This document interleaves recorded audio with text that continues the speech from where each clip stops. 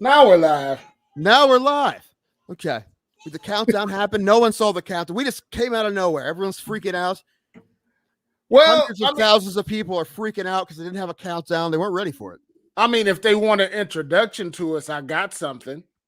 You have it? Let's play it. Let's see. All right, here we go. Got it ready. Let's do it. So that's a fun thing to talk about. Yeah, guys. Yeah. That's how we start a show. Yeah. It could all be avoided if we all didn't have the technical competency of like 80-year-olds. I know who the Miz is. That's only because he played in the celebrity softball games at All-Star Weekend. That's the only reason I know who the Miz is. Also, sexual deviant, the guy who threw shoes in Austin Powers. Didn't that guy his something? Oh yeah, he was the one that got punched by the mullet guy in the dick, right? In the dick, UFC 3? Yeah, in the dick. Okay. Let's get this over with, because I gave up on sports since Sunday. I haven't been watching any sports. I don't like sports anymore. Sports are dumb. Wait. Oh, yeah. Yeah, baby. Ah! What do you want? The world, sir. Damn flirkins.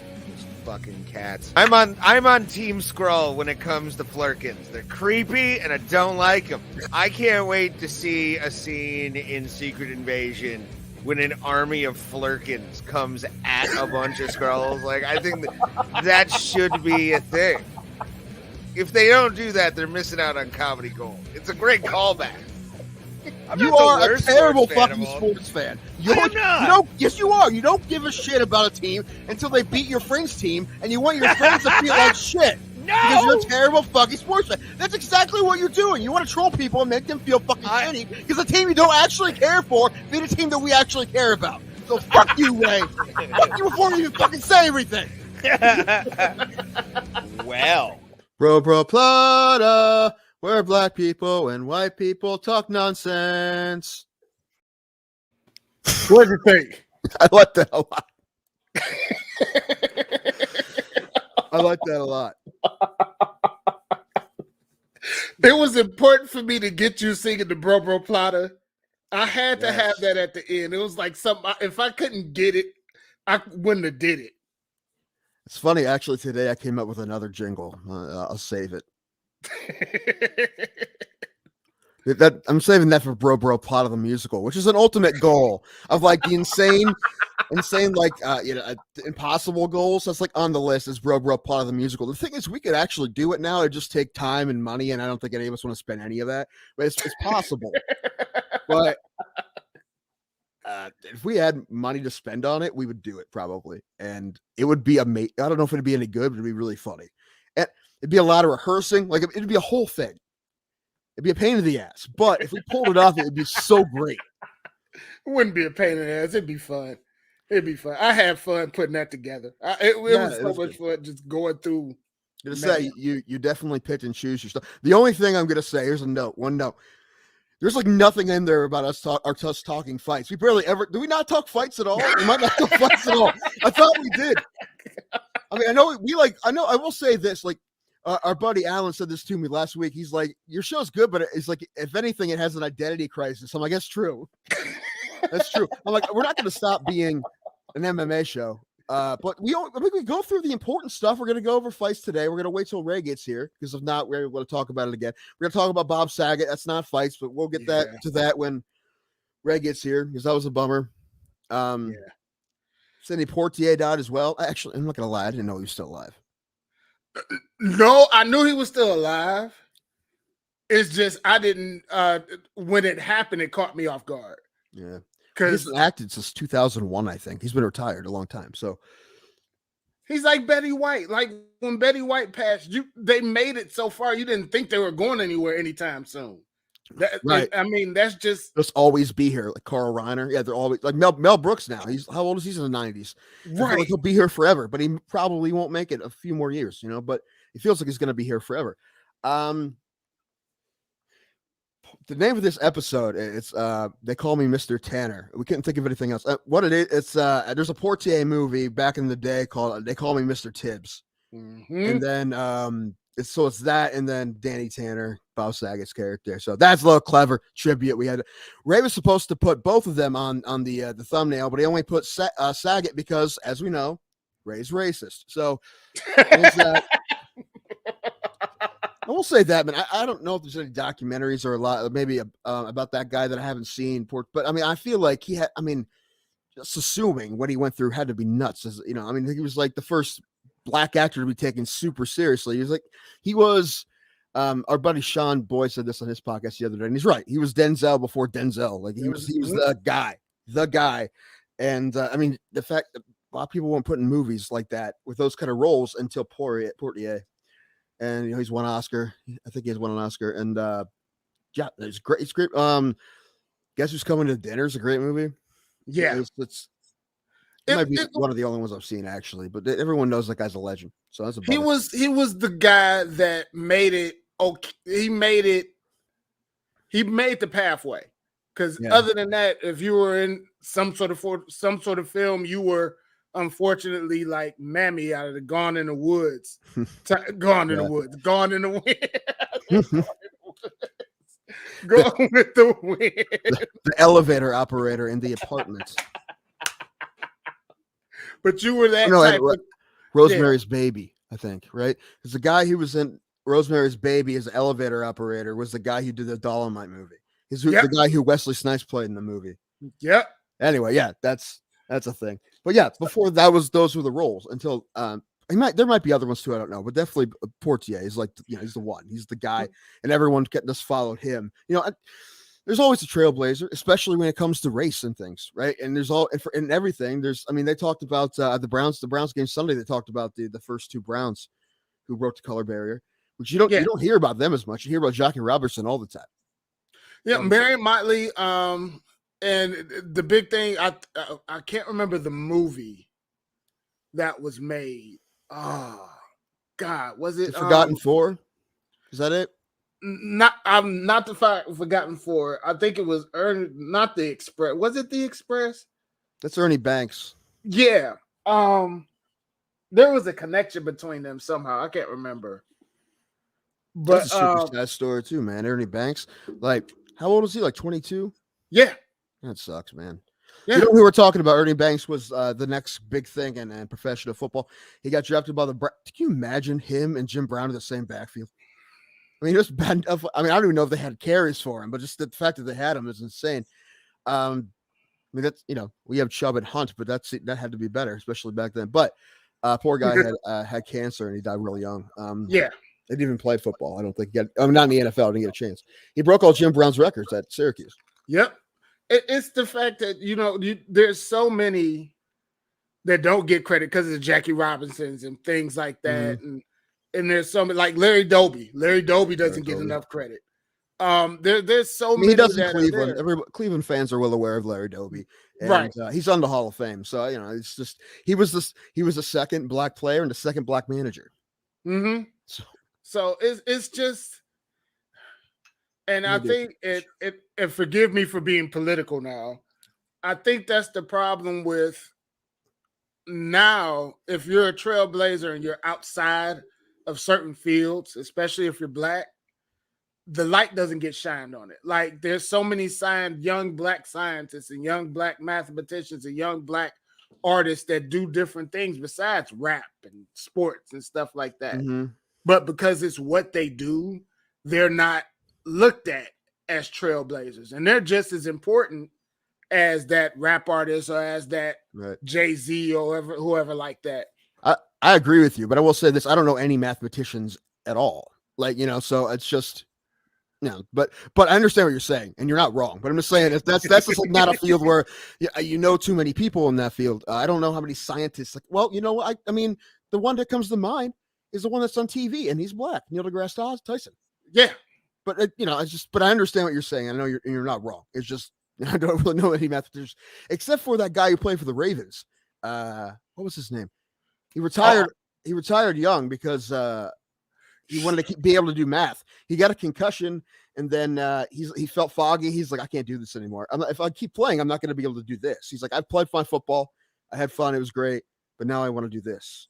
Yeah, that was a lot. and that's a good to see. Like it's I guess what I'm trying to say is like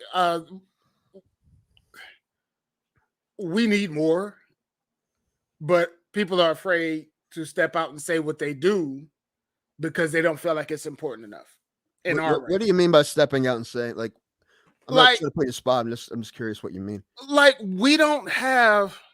Oh boy, I don't want to take it there. I'll Go keep ahead. it. I'll Hold on. keep I'm it. going to do a shot for Bob Saget real quick, but you can keep going. Go ahead. We don't have black leaders. We don't have strong. Whatever. Whose idea was this? That was the next thing I had to have, was your reaction to tequila. That was Yeah, those that were was two. But we don't have. I was waiting for it. We're starting a cult. I couldn't. You know what? I'll get into. I'll tell you what happened with that in a moment. Okay. We just don't have. There's black leaders, but they're not the leaders that we need. It's not LeBron, right? It's not. LeBron is nowhere. I will say this though, and we did kind of talk about it when we talked about black players in baseball. Like, someone has to be the face, and they don't necessarily want to be the face, but because, like Cedric Mullins, Tim Anderson, like, they kind of have to be the voice for young black kids, the role model, right? And even if they don't really want to do that, they kind of have to. They don't really have much of a choice. Like, LeBron is so influential just because of how famous he is that he just. And I think he's fine with it. But I know some people are just like, why do you care about my opinion? Like, on this, I just. Like, some guys are pretty good at getting out of the way. Like, Mike Trout gets it out of the way. Like, no one asked him about politics because he's like, I'm here to play baseball. And that's all he does. We talked about this. Major League Baseball would love him to do more, but he just plays baseball and he plays very well. But LeBron tries, and I'll give him credit. At least he opens his mouth.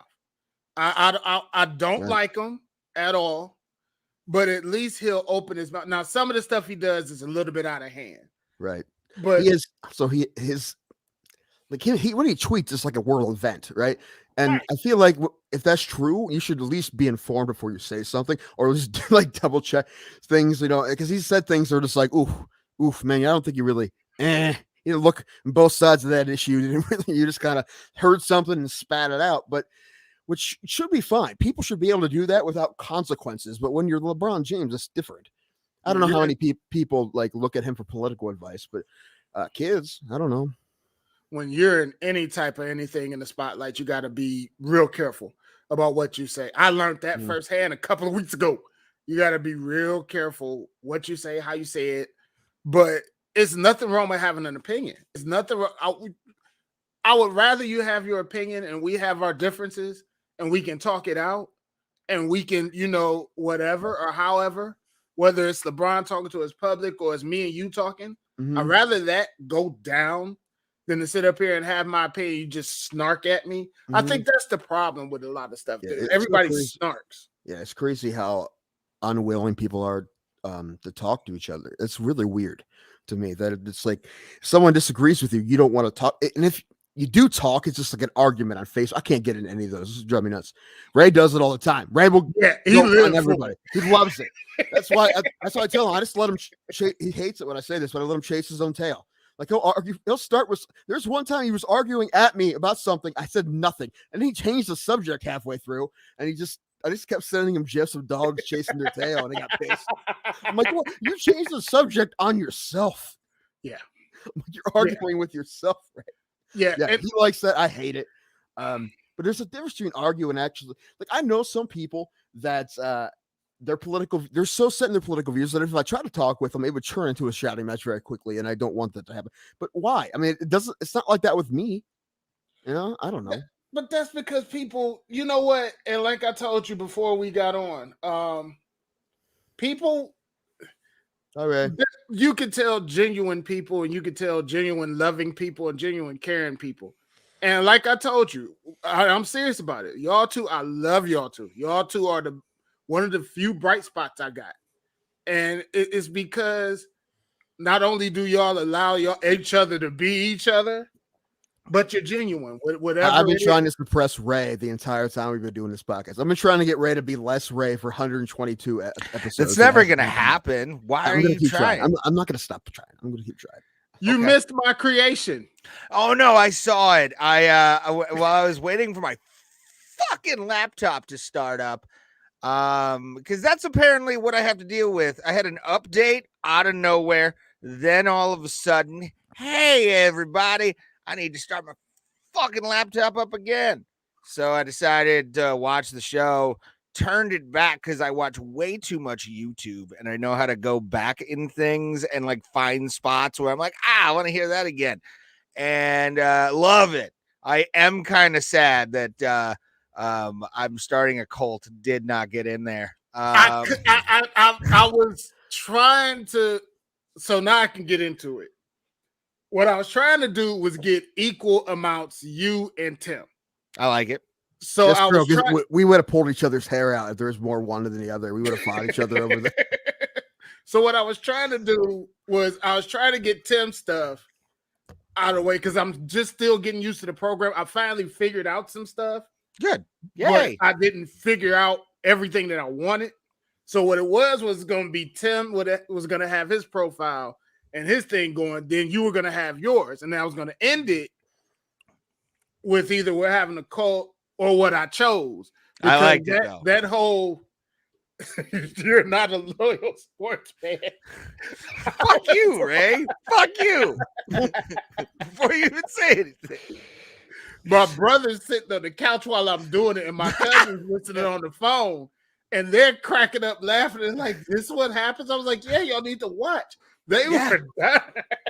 Because we're awesome. That's why. I don't know if we're awesome. We're insane, is what we are. That is We're something. I don't know. Certifiable. It's awesome. We're something. Yeah, certified. It's something. So that'll hold us over till I get what I want, till I get to doing how I want to do it, and then we'll go from there. Clips are going to be easy. The clips those are about to start flowing because that'll be easy. But that intro was a motherfucker. I started that at 1:00. Yeah, intros are I think the clips are definitely going to be one of those things where as soon as you get it, we'll be like, please, Thomas, stop with the clips. I'm joking, obviously. Put it everywhere. But one thing I noticed about the intro is that like we don't mention MMA at all. I'm like, do we even talk about MMA? We talk about fighting at least. There's like a piece where we talk about a fight of some kind. I think it was fictional, but still it's there. Did we do an hour and a half on the They Live fight? Oh my god, I could. I still haven't seen that movie. I've seen the clip, but I haven't seen the movie. Oh, I'm sorry. I have it on DVD. I watch it like once a month. I have to watch that film. I love Keith David. Who doesn't?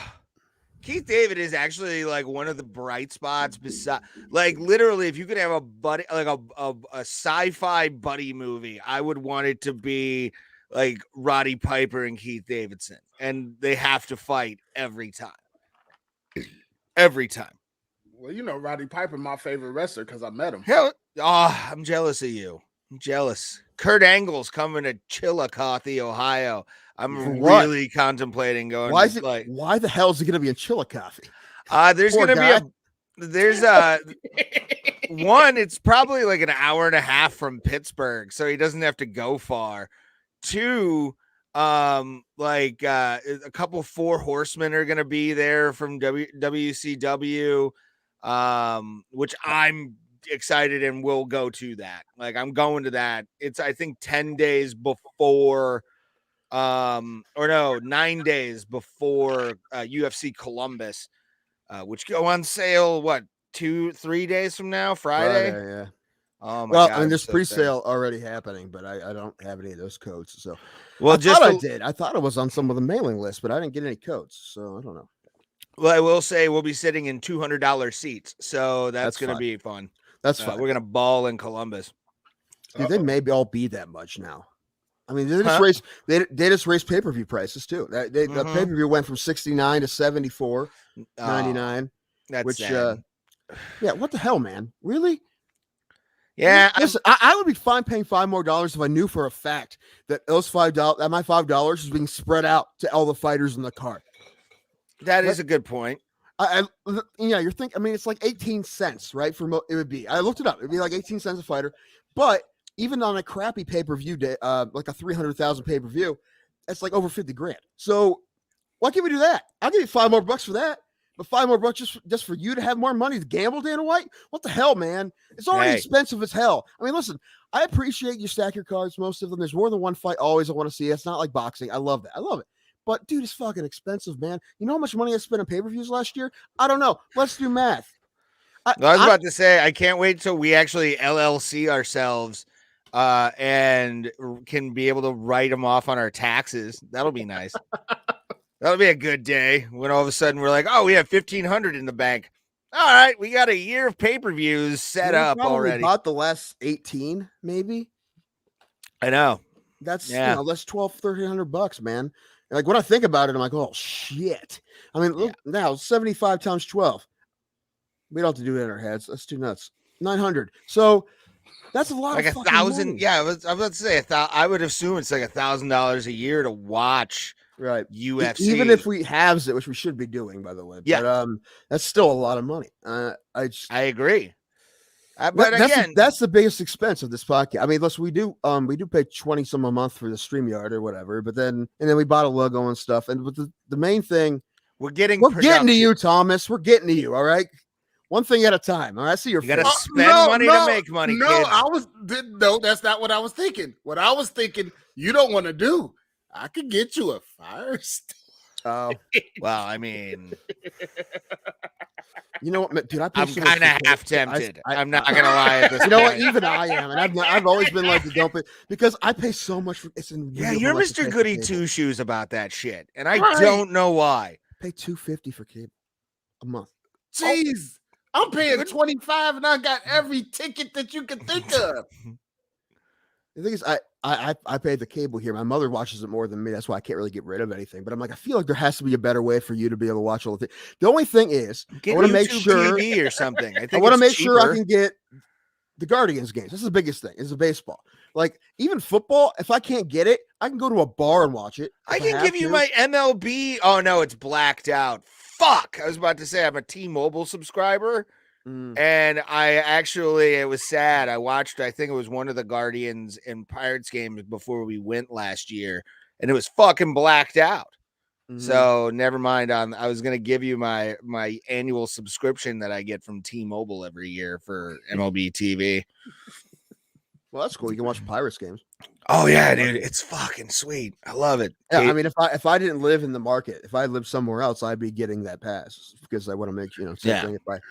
Same thing with the NFL package and all that. I want to get a VPN just to get around that. Like, put myself in like Denver. I want to get the VPN for Netflix so I can watch The Gentleman. All right, it's a good movie. I've seen it, but I want to watch it again. It's on Netflix, but only in the UK. And there's a service where you can get VPNs. It sounds kind of shady. I'm not gonna, but they don't pay us, so we're not gonna talk about that. Yeah, that's true. Be afraid of the shade, Tim. Yes, listen to me. Come to the Pirate Bay. Right. I didn't download music on Napster. You were that kid paying 99 cents instead of going on LimeWire like the goddamn king you should be. No, it's funny. I got in the mail yesterday. I got in the mail. First time in at least a decade, I bought CDs. What? Yeah. Who are you? Well, here's the thing. My car that I got this summer, right? It's a 2000. You done, Thomas? I finished Thomas laughing. It's 2013. It has a CD player. Right, and if I change the radio, I'd take everything out. It's a huge thing. So I bought Bandmate CDs because I wanted to. So there you go. I don't have a Bluetooth, so there you go. I have CDs. We got to do something, Ray. We got to do something, dude. What? You know, I'm gonna say this. I have two CDs now. Two. You can go to you're buying CDs in 2021. If it was 2012, I'd be like, yeah, I understand. You got a car from 06. Yeah, I get it. 2013. It doesn't have Bluetooth, and it would be a whole thing and it would look bad to just take the whole thing out and put a new. No, listen, it would. Listen, but I put a new stereo in my radio in my other car, but that was easy, right? I have Bluetooth in that, but this one is it's stock, so I'm not going to mess with it. Do you know what I have for my car? You saw what I had, right, for my car when we went to Pittsburgh. Do you remember? Do you have the tape thing? I don't remember. No, I actually don't even have. I think the CD player's in the glove box of my car. Actually, I got a station wagon, like a cool guy, and but I have that receiver, bro. I have that receiver. You plug it into your outlet or whatever, and you turn it to a station. Boom. You got a Bluetooth. I'm sounding like Bobby Kelly on Opie and Anthony back. Dude, you got to get the Bluetooth for your car, dude. Here's another thing, man, right? Listen, I don't mind listening to the radio, okay, usually. But I want to listen to Bandmate in my car. So I got some Bandmate CDs, okay? Okay. But, okay, here's the thing about what you're saying. Listen, I don't have unlimited data, and my data gets used up. So I don't, that's the thing. Yeah, so I would have to, so I can't. Even if I had Bluetooth, when I had Bluetooth, I didn't listen to it. Stop yelling, Beardy. I know. It's coming in again. I'm excited. D-Race listens to vinyls in his car, and then he just D-Race remembers when the 8-track was invented. That's true. He was there. He was there. A minute now. Y'all take we have a running joke, Thomas. This is a running joke on our show. I feel like we should explain it to Thomas because he doesn't know. D-Rest to us is very old, apparently. It's not that old. It's like 50. I'm joking, obviously, but he's okay. You finish it. I was gonna go ahead. But we have a running gag on the show, and D-Rest is a part of it. So he's basically old as fuck to us. That's that, and he's been to every concert ever. Yes. There was this thing he was telling how he saw. I don't remember all the bands he saw. I don't know. He's seen everybody. Shit, he hung out with Robert Plant, I bet, in that boat where they slapped the girl with the fish. And he wrote jokes for Dice. I don't know. D-Rest is the man. Good to see you, buddy. Good to see you back here. Good to see you, baby. I haven't seen him in a minute. You know who else hasn't been here in a couple weeks? Casey. I hope he's okay. Mm-hmm. Yeah, I hope he's okay. I haven't heard from Casey Jones in a while, and that's sad. He's usually here. Oh, okay. So we have a bunch of stuff to talk about, believe it or not, kind of. Yeah, we do actually. But I told Thomas I would tell him this, and I told Ray already. But I had an ultrasound of my insides, and they said I have some mild fibrosis in my liver. They're not super concerned about it right now, because they just want me to get another ultrasound in like 6 months. They didn't say anything else. They're just get another ultrasound. They're just gonna keep looking at it. I mean, if it gets worse, is the problem. But right now, they're not super worried about it. So that's that. It's definitely not the only thing been going on with me. There's no way that's been causing all the shit that's been going on with me. No way. My colonoscopy is Thursday, I think. We need that video. I got to make sure I get all the medication, all the shit that's going to make me shit. Because I have some of it, but not all of it. Because my pharmacy didn't have it. It's a whole thing. There it goes. Yep. That's wow. That's Jesus Christ. That is a deep cut that I'm very in love with D-Rest over. I'm not gonna lie. Just mentioning Frank Zappa makes me happy.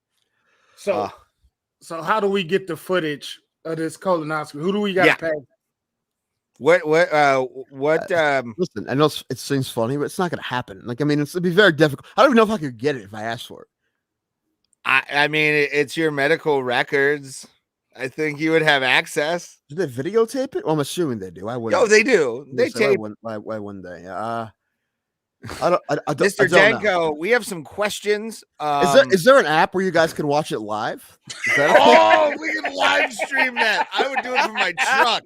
I would take off all logoed things. I would go in the woods of wherever I was. I would find the most abandoned area I could possibly do.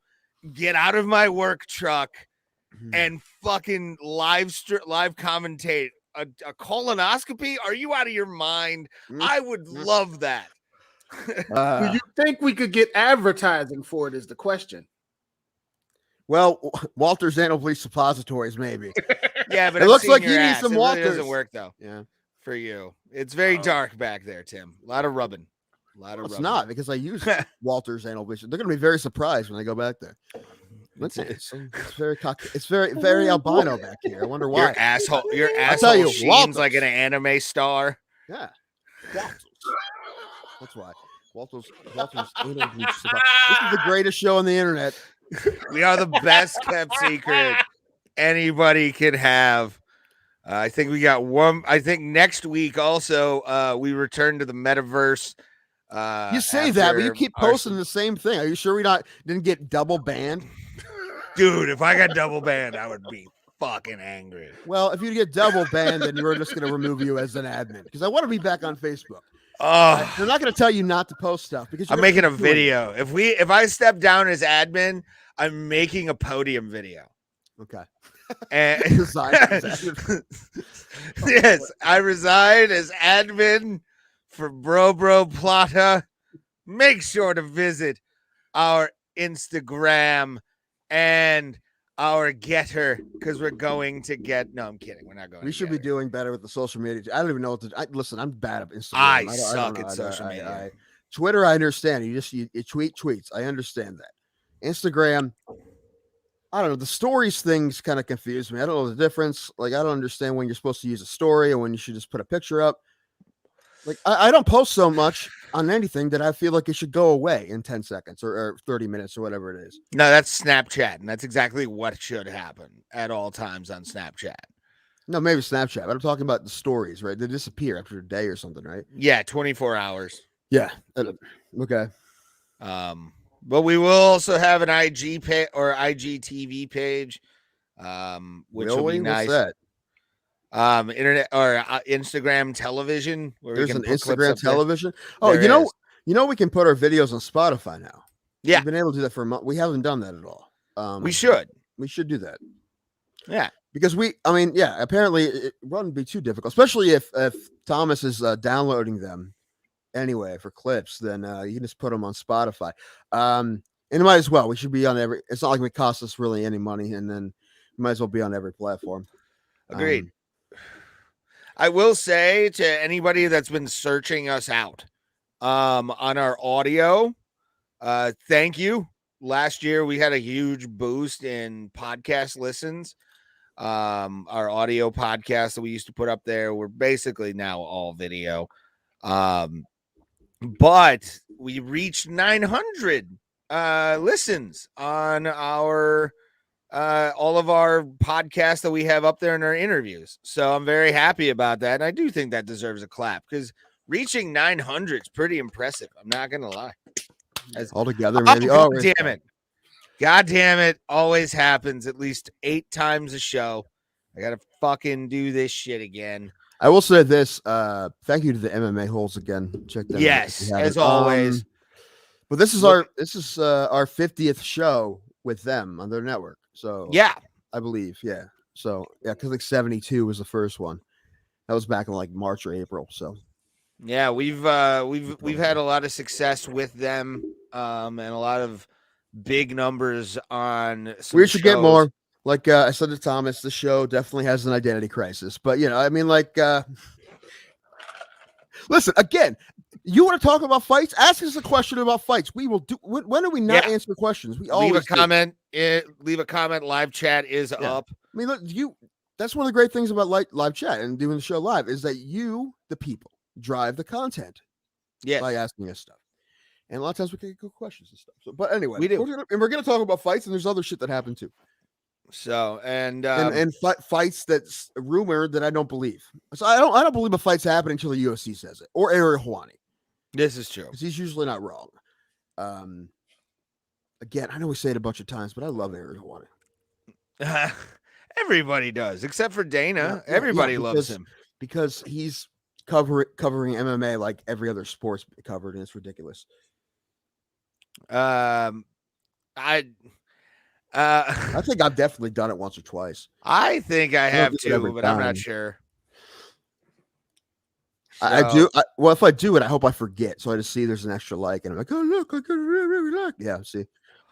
Well, I mean, our first show of the year actually it's doubled in listeners usually what we get during shows. So most of those are me though. I told you this. You know what? I don't care. Well, let me live in my fantasy world. Okay. I don't think more than 20 are me. And probably not that many. So, but to anybody watching, make sure hit the thumbs up button, subscribe, and make sure to just slap that notification bell so you can see us every time we go live. And we have a new intro, so go back and watch that. You'll be able to see that at the beginning of every show, which will be awesome. And very excited for what's to go on in 2022 because I see us popping. I see us popping. Really? Because we haven't done anything. We have all these goals. We've done nothing yet. Do we have a guest this week? No.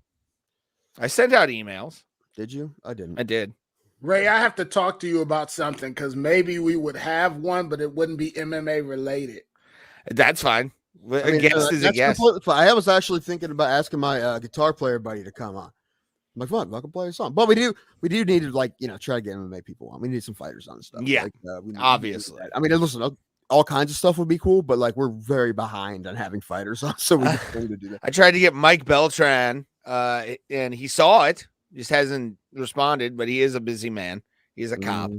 So, yeah. He actually just celebrated, I think, 30 years on the drug task force that he's a part of. So, something like that. A long time. But, yeah, congratulations to the greatest mustache in the history of MMA, Mike Beltran. Mustache is awesome. It's good. He has to tuck it in nowadays, though. It gets a little wild. I know. Oh, it's so funny. It's just like you tie it around your neck. It's like now, because don't they keep dry ice underneath there to keep it cool or something? Isn't that like what the thing with the UFC? Don't they have they don't have a cooling system or anything? But under the cage? Yeah, I thought they kept something under the cage to keep it cool because the bodies and. Well, I mean, Evan Tanner's under there. They bury Evan Tanner every UFC card. That's where he's been. He's been there. He's been hiding in plain sight. That's what happened to him. Those monsters. Horrible human beings. They're the worst. Making him a battery like Neo. It's fucking nuts. I didn't do that either. I think we broke Thomas here. That's don't they say there's bodies buried under what stadium? I forget. I don't know. MetLife is one of them. MetLife for sure. That's all mafia money. So yeah. Trying to think. Oh, I definitely go ahead. No, I was gonna say, Jerry Jones probably buried some of his enemies under AT&T for good luck. It's probably true. He saw him up under Brown Stadium. All they did was just build over. He's already got a spot for Jimmy Johnson under there. Yeah, probably. Oh, that's dark.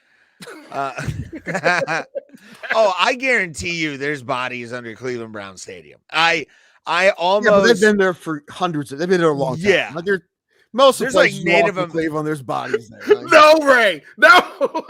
Wouldn't it be hilarious if when they're building whatever the next Cleveland Brown Stadium is going to be, right? And all of a sudden they do an ultrasound or one of those things, and they find Native American bodies underneath, and then they remove them and bury them properly on Indian land. Get a poltergeist at Brown Stadium. That's why I said no. But all of a sudden the Browns win the Super Bowl the next year. That would be. That's what it's been the whole time. It's been these Native American corpses. Really? I knew you was gonna go there. I knew you was gonna go there. That would be hilarious. That's something, man. The fact that we went 8-9 with the talent we have on that team. What the hell, man? And I need to take this time and thank the everybody's Lord and Savior, the greatest football player to ever exist. Number 7 himself. You can just take me out of the stream, Thomas, if you want. I'm going too, because both of us got full screen. No, Tim, let him go. Let him go. I got something. Go ahead. Ben Roethlisberger, a man who loves women in his bathrooms. Yeah. You know what's so weird about that? If that would have happened now, he would have never got away with it. He wouldn't. It's weird that I don't know.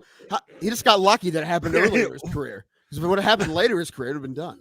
Well, what I love about it too is after that happened, it was also the Tiger Woods deal, right? When he got hit by his wife by the 9-iron and the fucking crashed the car. I remember over by Permane Brothers where we went for lunch before the game. There were a couple T-shirt vendors that had picture or Ben Roethlisberger and Tiger Woods with like their arms over each other, and their T-shirt said "Dumb and Dumber." So like Pittsburgh knew this guy was an asshole. It's just, if Baker Mayfield strangled 8 kittens and then won you guys a Super Bowl, you'd be like, those kittens deserved it. I'm not gonna lie. That's 100% true. There would be nobody. But we're not. You know what? Oh, I don't know. Remember what happened? Dude, people turned on Michael Vick pretty damn fast. Well, those are dogs, and people care I know, more about dogs than human beings. Yeah, they do. They do. Look, like I said the same thing about Kareem Hunt when I saw the video of him kicking that girl. I'm like, dude, come on, man, really? I mean, the Chiefs released him. I'm like, good, they should release him. Browns pick him up. Nice, nice, Kareem Hunt. Nice. That's the only reason we have him, because he kicked a woman in the head. That's how he got him. I'll never forget when I was watching Deshaun Watson the same way. When I was watching Long Gone Summer, I was messaging our buddy Chris Warnowski, great comic and writer for Cleveland.com. And I legitimately said to him, politics and sports are very similar. And it's in the idea of if our guy did it, it's okay. Like that's all that's all sports is. Like people want to talk about like Alexander Ovechkin, and there's a lot of people that fucking love that man and suck his dick on a constant basis. I think he's the spawn of Satan. Now, saying that, if he came to the Penguins, he has a year to win my heart. I'm not gonna lie. You got a year. At least get us to the playoffs. And I might like you. I'm not gonna lie. But with Ben, it's unforgivable what happened with Ben. But he won Super Bowls, and I would love to see him win one more, even though he's not gonna do it. I mean, look at not LeBron, against KC. LeBron in Cleveland. He leaves. Fuck LeBron. He sucks. He's coming back. I love LeBron. Yeah, that's it. Chad Zumock burning his fucking jersey, and then all of a sudden, everybody loves him. Harry Buffalo, right? This time, no. He can't come back this time. The door is closed. Only to you. You say that. You say that, but Gilbert's looking at ticket sales like, yeah. I mean, they're doing fine now. Plus, they lost Ricky Rubio, who was like their big star. So they kind of got a little bit of a skid. Not too bad, but a little bit of a skid since Rubio's been down. And Garland's out too, so. Yeah, well, Garland's back now. But give them time. They're going to make a move. And I don't know what it's going to be, but whatever move they make, it's going to be, We just need some points. That's all. We need some points besides Garland. Well, now Ben Simmons makes more sense, right? Because we need a guard. So, although, like again, it's weird that he can't shoot. It's weird that a point guard can't shoot. He can score, but he can't shoot. It's really weird. Yeah. Anyway, are we having fun yet, guys? I mean, I am. I've been tequila quenching myself today. I'm just like, I saw that. Are you doing it for Bob Saget? Yeah, sure. That's the reason. And I don't have any other alcohol, and I kind of feel like drinking. Wait, Tim, before you take that shot, Thomas, make a banner. # shots for Saget. Anytime Tim gets there, I want a shots for Saget banner up because he was America's dad. And he was. Yeah, we can talk about him now that you're here. Yeah, let's talk. That hit me hard. I'm not going to lie. Like, that one really sucked. Right. I mean, I was aware of Full House. I may have watched it when I was a kid a little bit. I just don't really remember. But America's Home Videos I definitely watched. And when I was older, I realized he was a comic. I'm like, fuck, Bob Saget's a fucking great comic. He really is. Yeah. What's great about him is that he would never have the career he had if the internet was around. Is because he would never be a TV dad in a show like Full House if people knew what his stand-up was. I mean, maybe people that cast him knew, but they're like, nobody knows this. I mean, it's not like stuff is readily available. If he doesn't have multiple specials out or is a big household name, like nobody knows. So no one knew the kind of like R-rated comedy he was doing. So they just put him on TV. They would never be able to do that now. It'd be like trying to put Jeffries on like a Full House or something. Yeah. Also, America's Home Videos wouldn't have been a thing with the internet too. Although they're kind of bringing it back, aren't they? Didn't they? They've had it in Yeah. syndication for years. Like, there's been a Well, I mean, bunch bringing of it back hosts. a new version of it, right? Oh, I don't know. I hope not. Yeah, no. Yeah, it's the novelty to wore off. Plus, I mean, every day you watch America's Funniest Home Videos on fucking YouTube and whatever. Yeah, TikTok. at this point. On your Ridiculousness. TikToks and your YouTubes. Anyway, put the banner out. I'm going to do this. This is a bad idea. Do I have enough soda to chase it? I don't want to do it. I don't want to do it. Oh, God. His liver's going to get more. It's going to be cirrhosis. Ooh, I don't even know. I'm a joke about that. I mean, the thing is, if it gets worse, I'm going to stop drinking altogether. Oh. Yeah, you get that. You get that. Wish I can do, but I'd rather not. Oh, my stomach's turning. Like, I'm really not looking forward. Really not looking forward to pulling that Hornitos out for next week, like, or 2 weeks. It's gonna be rough. Yeah, we spend next week. We spend next week. If you're not familiar and you're watching us, we do a thing called Tequila Quinces. Tim decided for some reason to do shots today. Wanted to drink and I didn't have anything else. So general depression, not a good excuse, son. What do you mean not a good excuse? What do you mean? To drink instead of sure. Okay. That's not new. Well, obviously. I mean, look at us. This is all general depression right here. Also, Bob Saget made one of my favorite comedy movies, and I told Ray, I think it's one of the more underrated comedy movies. If you haven't seen Dirty Work. Dirty Work. Oh yeah, it's hilarious. Dirty Work is so funny, and it lost money at the box office. I looked that up. It's got like it's probably made money eventually, but it's really funny. Watch that movie. Tell me it's hilarious. It's hilarious. Norm Macdonald, Artie Lang, Chris Farley. Is that the one where where they go to jail? Yeah, there's that scene. Yeah, that monologue was probably one of the greatest like scenes in comedy movie history of just Norm Macdonald chastising prisoners for raping him. You should be ashamed of yourself. I mean, the nerve.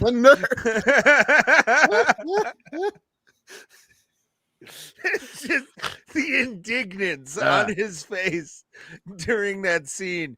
And then me and my buddy were kind of going back and forth with some GIFs on Facebook Messenger. But his scene in Half Baked is one of the... Yeah. You ever suck dick for Coke? I've seen him. It's so good. Just Bob Saget in general. And then I have a sort of a degree of separation, a 6 degree of separation for Bob Saget. If it wasn't for a Jewish holiday, I would have seen Bob Saget at 17 years old. Or 17 years old. He was going to be on the Opie and Anthony traveling virus tour. He was on a bunch of the stops, and Rosh Hashanah, which is in September, fell on the day, which was September 6th. So, but he sent in like a video for the tour stop and was dirty and filthy. Everything you heard on Opie and Anthony, because he was always, anytime he went on O&A, he was dirty as fuck because it was XM. So he could be able to do that. And that's how I learned Bob Saget was such like a creep in a way. Because I was like, holy shit, who is this guy? I like this dude. I don't know if he's a real creep. I mean, he's one of those people that, like, I mean, other than the people who all of a sudden want to cancel him, because every time somebody dies, that happens every time. Fuck off, no matter who it is. And I just don't pay attention to it. But everyone loved that guy. Everybody. Mm-hmm. They always say like he was the sweetest, nicest guy, and I mean, it's one of those guys I'm disappointed I never met. Because he seems like the greatest guy. Everyone's like he's the best. Bob Saget. Everybody loves Bob Saget. And isn't that our luck, Tim? Like we're the comics that don't meet Bob Saget. We meet Screech. Listen, again, I like Dustin. I like Dustin. He was a good guy. I'm really disappointed. Probably one of the coolest dudes I've ever met. Like to be honest, and that's not hyperbole. Honestly, Dustin Diamond, when I met him and I told him I never watched Saved by the Bell, he immediately asks my age and he was like, "You weren't in the demo." And then like we start a conversation. Like he was a great dude. And I've heard nothing but good things from Bob Saget. I can't wait to hear Rogan talk about it because I want to hear Rogan like bust up because they were very close. Yeah, I think I saw that. Watched the whole episode last time he was on there. I think he just that was a great episode too. He was just on BJ Novak show.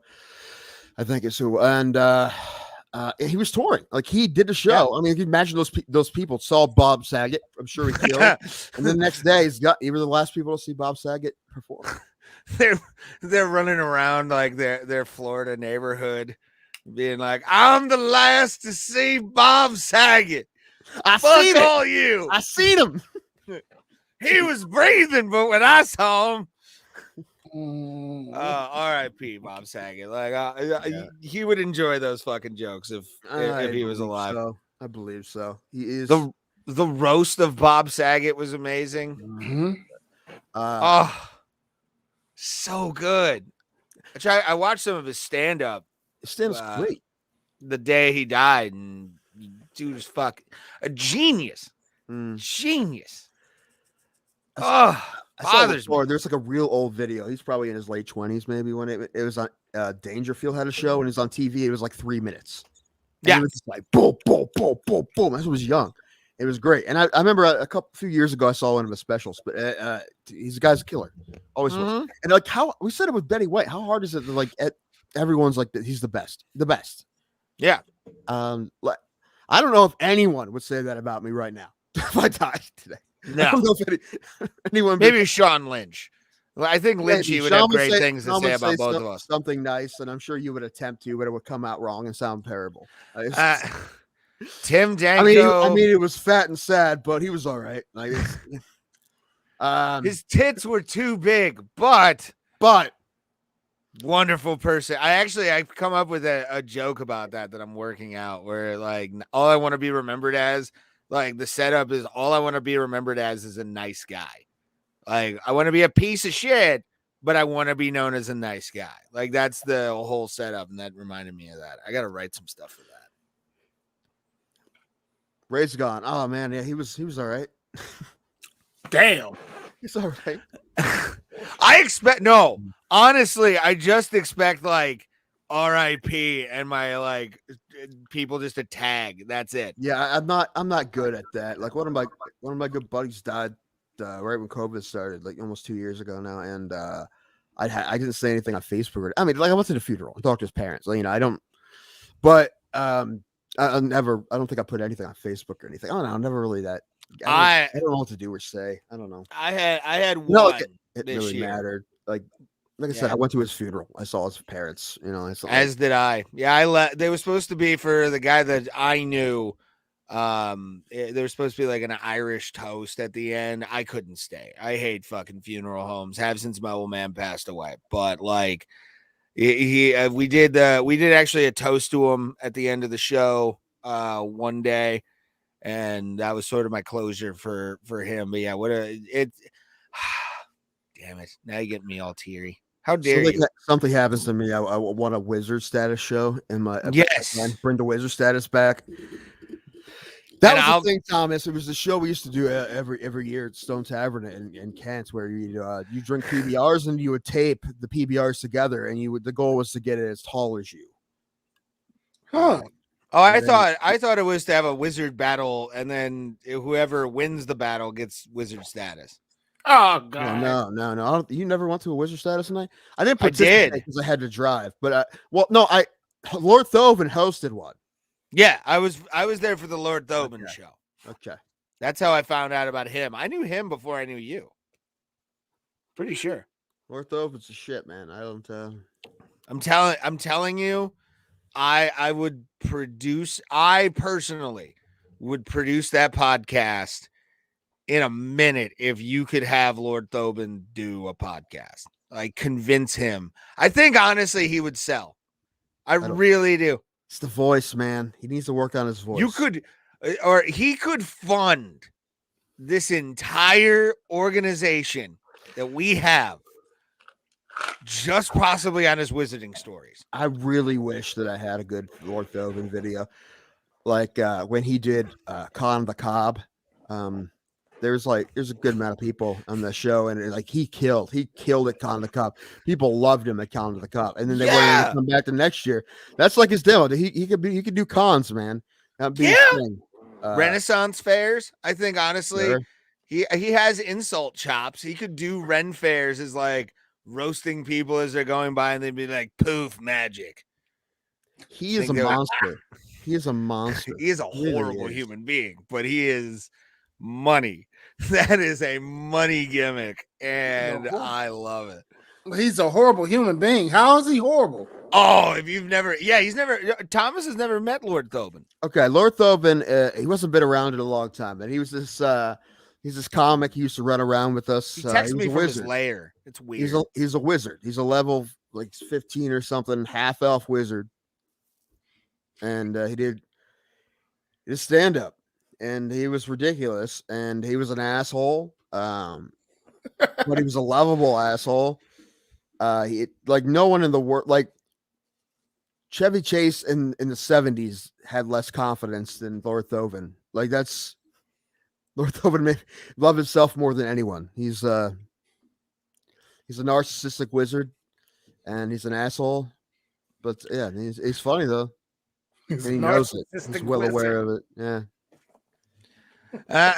I still have this. I still have the screenplay for the Lord Thoven short film that I had. You know, I want to make it. Yes. It's my fault because it needs fixed a little bit, and I just been in like a writer's block, being able to fix it. So, but most of it's good. But yeah, I want to do that. But yeah, that's. He just hangs out all like the pictures he sends me by the lava pool in his cave is really actually pretty beautiful. I'm not gonna lie. A lot of stalagmites and stalactites. It's dude, that's all he keeps a good cave. I think that dude lives in a trailer, man. I don't know.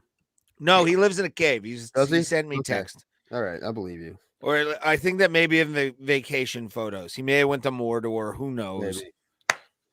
You know, it's one of those things with Lord Thoven. Like again, that would be the greatest podcast in the world. He taught me things, man. Lord Thoven taught me once that the Hogwarts isn't a real wizard school, but it is it is a venereal disease. Hogwarts is a venereal disease. I learned that from Lord Thoven.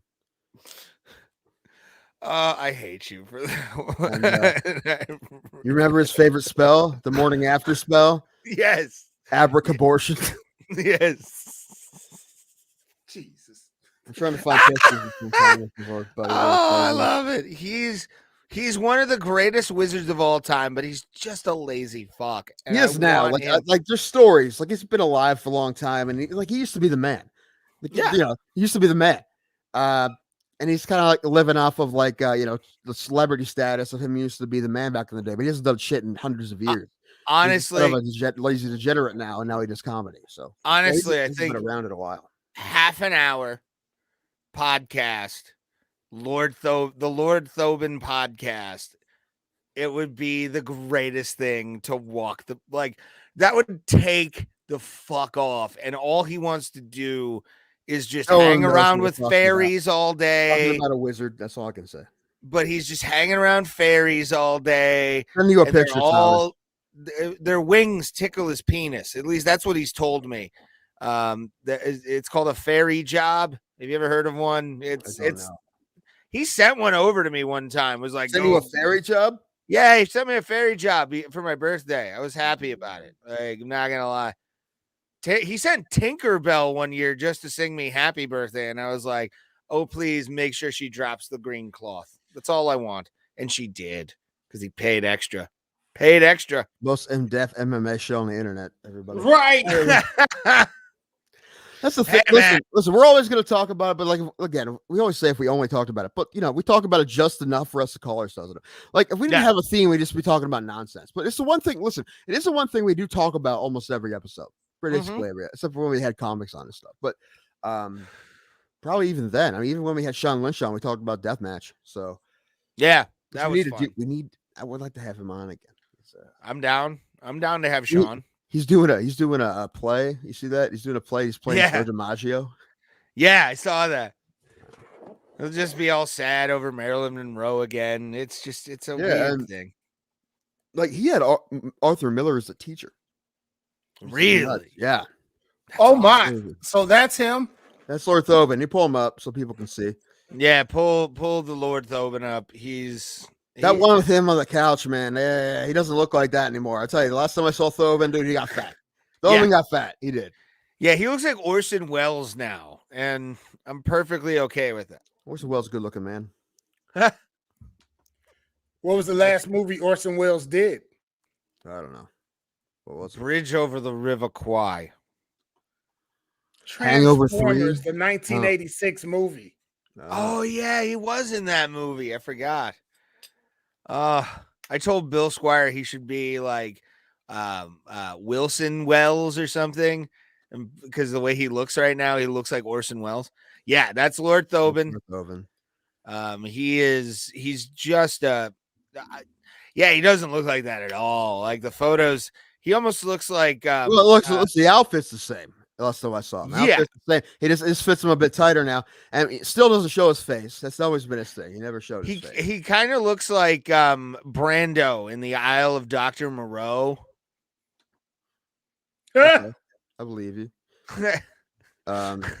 He just has a half monkey man like pouring ice on his head for some reason. Anyway, that's Lord Thoban. That's the story of Lord Thoban. Lord Thoban is a G, and again, I think a Lord Thoban podcast would help big time. I don't think it would at all, but I don't. He got fat since then. That's the college years because he's got the jeans on. He's just like he believes in casuality. Shout out to Jeremy Shearer, by the way. I haven't seen Jeremy in a long time. Yeah, me neither. I love Jeremy Shearer. One of my favorite. I used to drive him home. I think I saw him last year once, maybe. Yeah, I saw him a couple times at LVT. He's one of the guys I've known for a decade now. Like, yeah, he's one of them. Almost for Savat, me, yeah. Savat, Sean Boyd, those three guys for sure. I've been at least 10 years now. A lot of guys pretty long, but like the first Chris Clem, the first like Mark Connor, the guys I've met first when I started doing comedy. I've known them for 10 years. So wow. Yeah. I do miss comedy though. I feel like garbage and I hate driving. That's what it is. Yeah. You need to get a show down there so I can come down and do. Yeah, I heard something maybe about Yurksville, and we'll see. Ooh, I like it. I don't know. I mean, I don't expect it to be good though. It's not a great space. You never know. There is another place. I got to get back to. I haven't been there in a long time, but I talked to the guy right before COVID, and he was interested, and then COVID hit. So I need to get back there and talk to him because it would work really well there. It's in Ragersville, which is a nothing town, tiny like drive-through town. There's an elementary school and there's a bar. That's the only thing in Ragersville.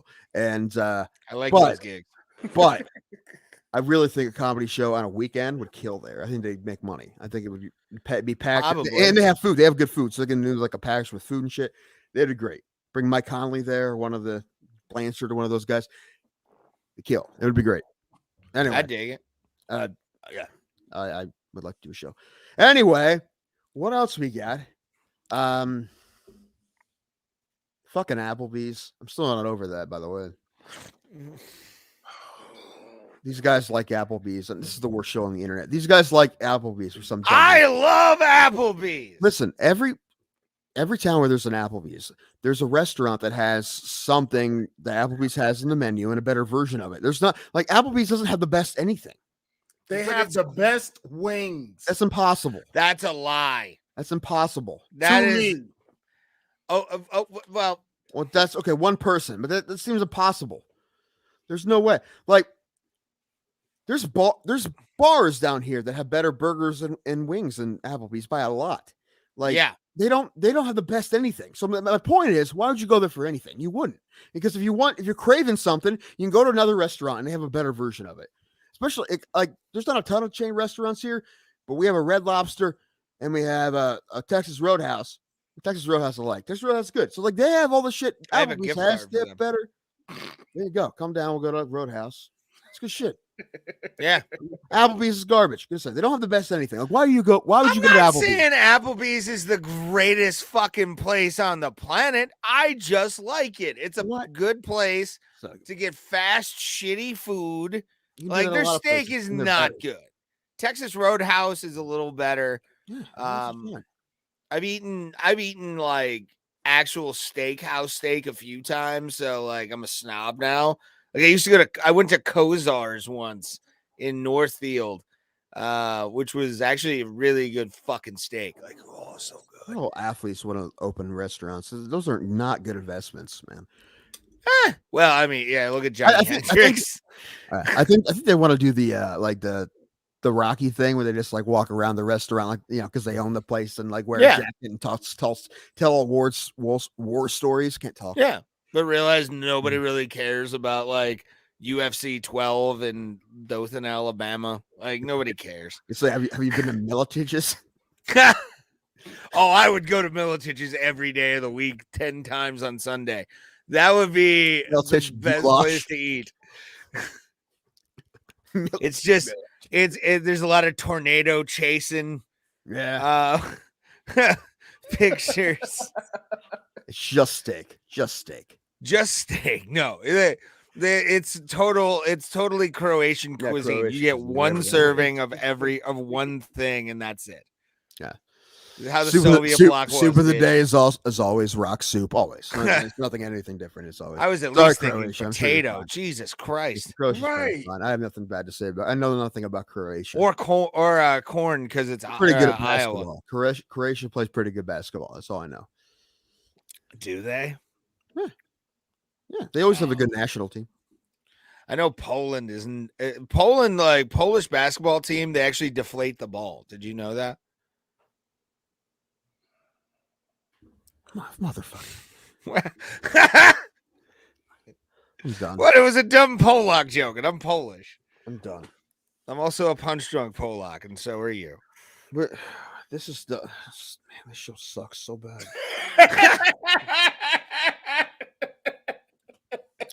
What? Listen, why can't the view? You know why the viewers can't come and save us? Because there's none. They do Have faith. Exist.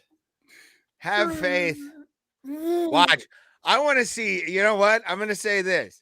If the clips start getting places and we get viewers, I want to see you with like 100 people on the thing, and you'll be like, "What the fuck is this?"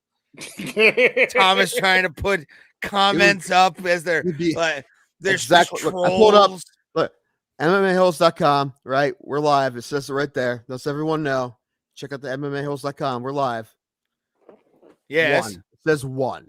Well, it says 2 on my screen, and I'll take 2 today because I had a weird day.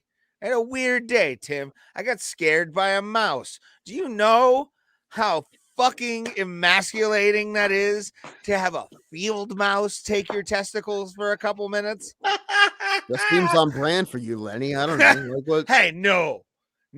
I doing what I do. I can't. I had a breakdown once, but I was also hungover and like didn't want to kill a bunch of baby mice. Whatever. But no, yeah, I opened one of those like rodent boxes that you see outside of a convenience store, like those black ones. And there was a fucking field mouse just staring me right in the face, being like, "Bitch, why'd you open my roof?"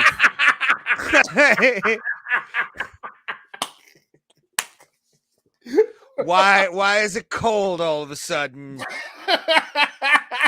And I'm not gonna lie, I peed a little. I was scared. I'm not gonna lie. So you saying the ghetto-ness of this field mice got to you? A little, yeah. Well, it was Garfield Heights, so the mouse went hard, man. Mouse went hard. It was Garfield Heights. So oh shit, you should have ran. That mice was packing. Oh, dude, I literally had to grab the tray and like shake him out to get him the fuck out of that tray. Oh, I love doing what I do, but there are times, man. That there is what we call a Nagar mouse. It is a Nagar mouse. It's a Yeah. Listen. I don't think you can't make that joke like that. You have to say his first name to make the joke. Because if not, it's like, what did he say? He's No, black, what if you though, say? so it kind of works. No, if you call it if you say it's a Chris Nagar mouse, that makes sense. But if you just say that, you're like, what did you say?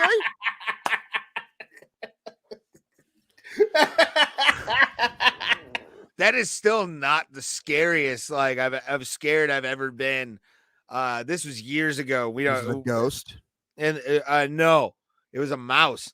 They're these traps that we put it that like pest control guys put in certain things, like warehouses and shit, and you can open them up and slide them. They're plastic. One day I'm looking to check the inside to see if anything's dead. Two mice go. It was like a Disney movie. I was expecting them to come out in like some kind of weird what do you call it, like dance routine and start singing something about positivity after they jump out of the fucking box both fucking ways and land on my biceps and hop onto the floor. And they go into different traps, so I have to like let another one out. I'm like, you motherfucker, I already checked that one. You stay in there.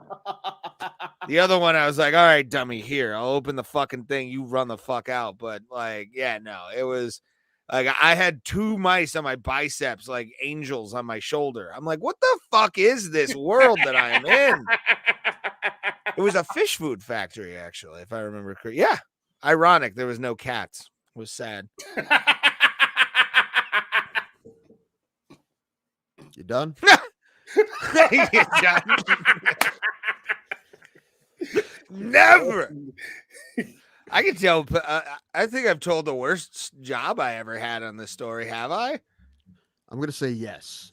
I think you probably have. The bed bug story. I did tell that story. Yeah. I mean, we've done 122 episodes. I don't remember everything, but actually, you repeat a lot. Like how I know we have, and that's fine because it's not like, especially the early episodes, like no one fucking watched them, so it doesn't really matter. By the way, another nice thing I like seeing on that intro is I seem progressively. I don't know if it was just the fact that I was high while I was watching it, but it looked to me like I was getting progressively drunker in the intro to our show, which is the perfect way to encapsulate my life. Just show me getting drunker as the night goes on, and I'm fucking in, bro. Like, let's do this. Again, great intro, Thomas. I love it, man. It's so much fun. I'm excited.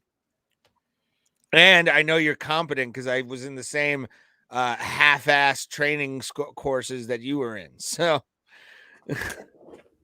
oh god. I said, I said us a question because no one else would. What's your favorite kind of beer? That's a good question, Tim. Somebody's trying to save the show. Actually, I haven't even had beer in a while, to be honest with you. Yeah, you need to drink. You seem worse when you're off of alcohol. Dude, I'm drunk now. I've had 2 shots because I haven't been drinking. I haven't been drinking. Like I had 4 drinks the other day, and I'm like, holy shit, I feel like because I've been drinking. Because it's also your liver it's got that fattiness around it. It's not. I'm surprised yours doesn't have like a shell, like an M&M, where there's layers to it. Probably does, yeah. Just it's just like when you make a casserole with beef, and the next day has that layer of fat on top of it. Yeah, that's scrape it off to get to it. Yeah. Yikes. But continue. Nothing. That's it. That's done. I haven't drank beer in a long time. When I do drink beer, it's Miller Lite, Bud Light. But there you go. Most of the time, but I like craft beers, kind of. But not that. It's all right. I pulled a U. Good conversation. What? I was about to say I pulled a U and went through my local drive-through that's over like a city over, and got myself some Labatt Blue because it's hockey season, and now that football's winding down and the real sport can be fucking not watched by any Americans. You barely watch hockey, really? I keep up with it. I watch ESPN Plus. I get blacked out of Pittsburgh games on ESPN. I don't know how the hell that happens. Good. What's a real team? Washington. There is Capitals. no other team. Washington is no other Capitals. team. That's a real team. Washington Capitals. Real player. Alexander Ovechkin. This show just got better. It's better. So much better. It was really good at the beginning. Oh, it sucks again. It was good at the beginning. The first 10 minutes of the show was amazing. There we are. Got a little headroom. But It's no. all it's all about the Devils. Well, if you're talking about the Martin Brodeur era of the 90s, then yes, it's definitely about them. Dude, Then go ahead. I was going to say, then if you're talking in the 90s, the greatest fight I ever saw was Mike Vernon versus fucking Patrick Waugh. That'll always be the greatest hockey fight I've ever seen in my life. Two goalies who just said, fuck it, we're going, we're meeting in center ice. Talking about Pat Roy. I remember Pat Roy. Patty Roy, baby. That was actually one of my favorite hockey players growing up. Like, I wanted to be Patty Roy, but I was just a shitty forward. Like, I was not. Colorado? No, I lived in Colorado. No, no, he played for Colorado, right? He did, yeah. And this was back when the Wings and Avalanche were like a goddamn rivalry for some reason. Like, it was the battle of the Midwest, literally. Like the coasts of the Midwest. The TV show? What? Wings, the TV show? Wings? I love Wings. The guy from 6 Feet Under? Was Thomas Hayden Church in that? Who was in that show? Thomas Hayden Church played fuck, what was his name? Oh, god damn it. It was like Luke or something. It was something like Basic Bitch, Country Bumpkin. That's why I love the Spider-Man movie, or Spider-Man 3 and No Way Home. I'll say this, man. I'll say this. Like, if there was multiverses, right, and I met two of my multiverse people, two other Tim Dankos, we would not get along as well. You would hate yourself. It's not at all. No, you would hate yourself. You are a monster. You are the fucking worst. I thought I was sad. You're sad. No, you're sad. Yeah. But then watch, like, the third guy is like the most successful Danko. Like, he's the Tobey Maguire. I feel like one of them might have got lucky, or probably. Shows up in a suit. Who the fuck are you? Yoked. I don't know about yoked. I think honestly, if there was a multiverse and string theory is a real thing, there probably is a yoked Tim Danko somewhere. Like, there's a guy who just gets all the pussy but can't grow a beard. He's just got the shitty goatee. It's just the worst. It's just the worst. Thomas Hayden is the worst. I don't know why I'm doing this. I hate this. This is awful. Go, bitch, go! Oh, shots for Saget. We get shots for Saget up in this bitch. R.I.P. Bob Saget. Oh man, places is Saget. You know what came over my San Francisco is the Saget capital of the world. You talk about right. Somebody call Tom Brenneman. No, somebody call Tom Brenneman. We need the Saget capital of the world. Saget, because Full House is in San Francisco. Oh god, the Saget capital of the world.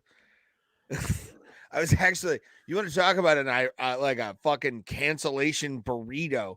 I was watching Gavin McGinnis watch Tom Brenneman say Saget capital of the world. And he was like, oh, yeah, he's fired. I'm like, oh, God, thank God he knows at least.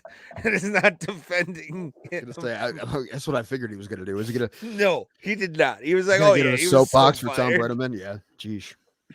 Oh, God, for just saying the Saget cat. I think that's going to be every time we talk about Tom Brenneman now, it's going to be Saget capital of the world. The Bob Saget capital of the world. Oh, God. What I want to know is why with this baseball tee, this awesome, and I'm going to show this, by the way, shout out to a friend of ours, Dave Landau. I got Dave Landau on my chest. Davy Landau on my chest. I'm not hearing a response from you, Tim. Why are you not showing love for You're the guy who buys all the merch. You're the only one who buys the comics merch. Like Ahoy? No, Mhm. I actually saw Crowder, who they came back today on YouTube. Yes. Why? Well, I'm happy more for Landau. At least he's back on YouTube and he's getting like views and stuff again. That's true. I mean, listen, I can't talk too much because Landau's there, and I love Landau. Yeah. So. That's But the one reason why I watch Crowder. Like, honestly, is Dave Landau. Like, he was I mean, listen, if fire he today. wants to leave Kumi and work for a fascist, that's fine. He can do that. Well, all right. If you're complimenting the great Anthony Cumia, then I'm all for that. Like I say, less fascist. Hey, I don't think either of them are, but it's not. Anthony is hilarious compared to Crowder. Crowder gets too Jesus-y at times. So does Gerald. I don't think there's anyone really funny that calls himself a conservative comedian. Like, I don't think Dave Landau. Does he say that though? He's just a comedian. Like Dave Landau's just a comic. He's just like, hey, everybody, conservative comic. No, you don't know. No. Anyone who says that, like you're just trying to get. No, I mean, listen, you got to make a you. living, I guess. I mean, you got to make a living, so you got to, pivot somehow, I guess. But I don't give it too much crap for that. But I mean, when you put a label though, and I've always wanted to talk about that. I hate like liberal comedian or conservative comedian. Like I hate when comedy gets any kind of label. Like, to be honest with you, I'd rather just have somebody who's actually funny. Like, I don't care what your political views are. Radical social vigilante.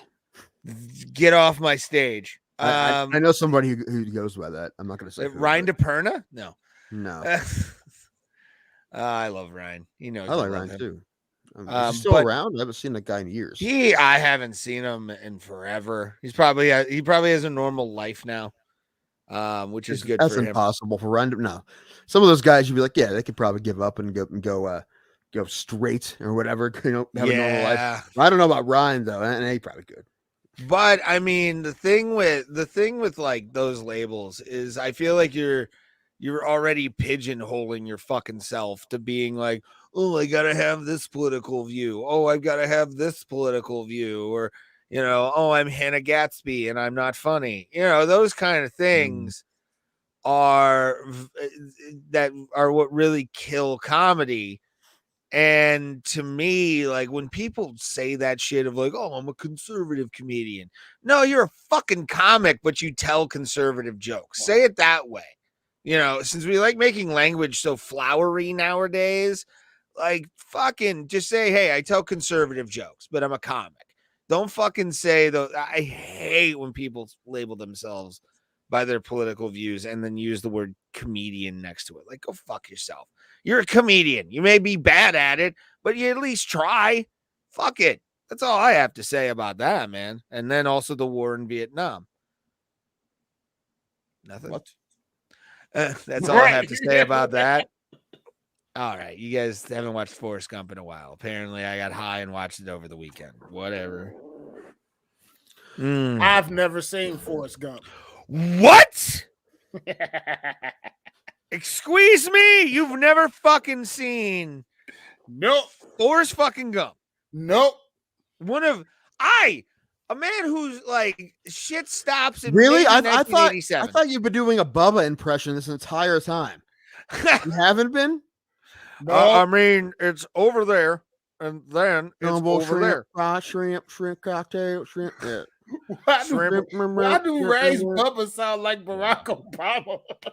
Oh, I thought he said Barack Obama. No, Bubba. I said Bubba. Why? Because shrimp scamper. Because Ray thinks all black people are alike because he's racist. We talked about it. I mean, again, like we said, there's a reason he put Sidney Poitier on the thumbnail because he's racist.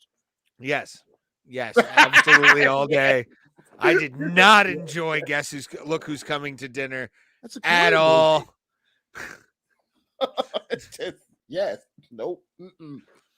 I love Sidney Poitier. I also loved him in South Park. That was when they had Sidney Poitier being in South Park during the Barbra Streisand episode. Oh God! And what a great actor, by the way. I need to say that. Like, I know you guys were talking about her earlier, but That one, it didn't surprise me because of the age, but it was like, holy fuck.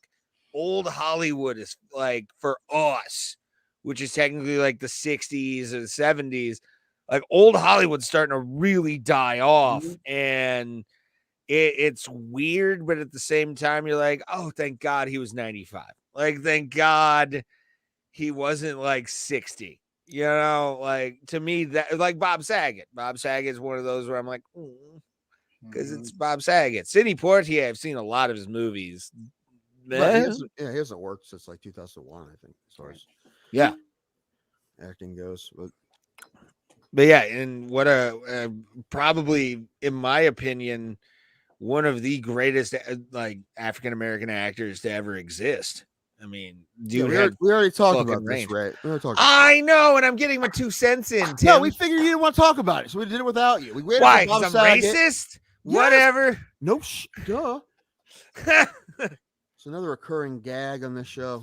We know that not a gag. I would admit to being more sexist than racist, to be honest with you. Put up this comment, Thomas. This is the best question we've ever got. The answer is there is none. What's your appeal? None. There's no listen. Yeah, none whatsoever. We are the greatest podcast ever. It's so funny that we think people are actually gonna watch. It's so fucking ridiculous. Oh, would you? Right. Leave your small-minded country thinking and come to the city, baby. Right. That's the opposite, right? I'm being intelligent here. All right. I'm being logical. Are you? Yeah. For intelligence. I'm being logical. All right. Yeah, and even then, I'm gonna say the OCD's kicking in. What do you fucking know about OCD? All right, it fucking runs my life. Actually, it fucking runs my life. I'm on disability because of it. You can shut the fuck up. You don't fucking know. I'm sorry. I'm angry. I have mild OCD, really. Nah, you don't have real OCD. A lot of people say, everybody has OCD. I'm like, you don't fucking have OCD. I get I get people rageful me too, but I don't. Well, I was gonna say I get rageful anytime somebody asks me 3 questions. Like, if you ask me a third time, I'm gonna fucking smack you in the face. Like, get it fucking done the way I said, or nah. It's not their fault you can't comprehend shit. You know, they probably have to. I can comprehend shit pretty well. Find 3 different ways to ask the question to you. Maybe. Explain to me like I was a 6-year-old. What is that, Philadelphia? Just simplify it, man. Layman's terms. Thomas, there's no way that you look forward to this show. Like it's like y'all are in rare form. I'm just back here. I wish I had more to drink because I'm just there. It's been like that. It's been one of those shows. We're at each other's throats, but it's fun. Yeah. That's why I love it. It's in one of those moods. I've been feeling weird all day, and plus I'm angry that I have to do the whole. I can't eat. I'm not going to be able to eat tomorrow at all. Okay. Unless I because for my colonoscopy, unless I your stomach will thank you. Rescheduling it. Really at all? No, it's gonna fucking suck. All I'm gonna be doing all day is all I can consume is laxatives basically. So it's gonna be that I'm gonna be shitting all day. Luckily, it wasn't like tomorrow. If it was tomorrow, it'd be a problem. If you don't, I'd be doing the podcast from my bathroom. The most important comment, as it was first before we started the show. Tomorrow I will have to poop all day. Tonight we party.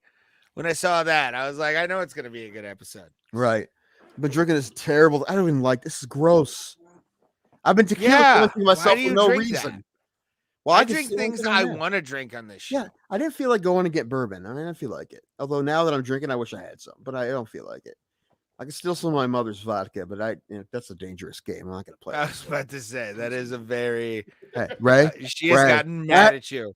Hey, I'm the only one that's allowed to talk about that. Okay, you're not allowed to talk about that. Only I. But I'll talk about it enough for the both of us. But still, she got pissed at you. The thing is, like, I end up having to replace it, and I usually do it, but it's like 2 shots, and I have to replace the whole bottle. Yeah. She doesn't drink Tito's anymore. She downgraded to something else. I forget what it's called. It's not Kamchatka. It's on the same shelf. On the same shelf, it's cheaper. Where's my Kamchatka? Oh, there it is. Which is crazy because it's weird that imported stuff is cheaper than Tito's. Tito's is Oh, this is my Orlov. Orlov, Orlov vodka. This was back in my full alcoholism days when I had nothing better to do than drink. I would wake up and drink. That was during the pandemic. Then I would do this show. I didn't drink. You know what? It's actually surprising that I actually started drinking less during the pandemic.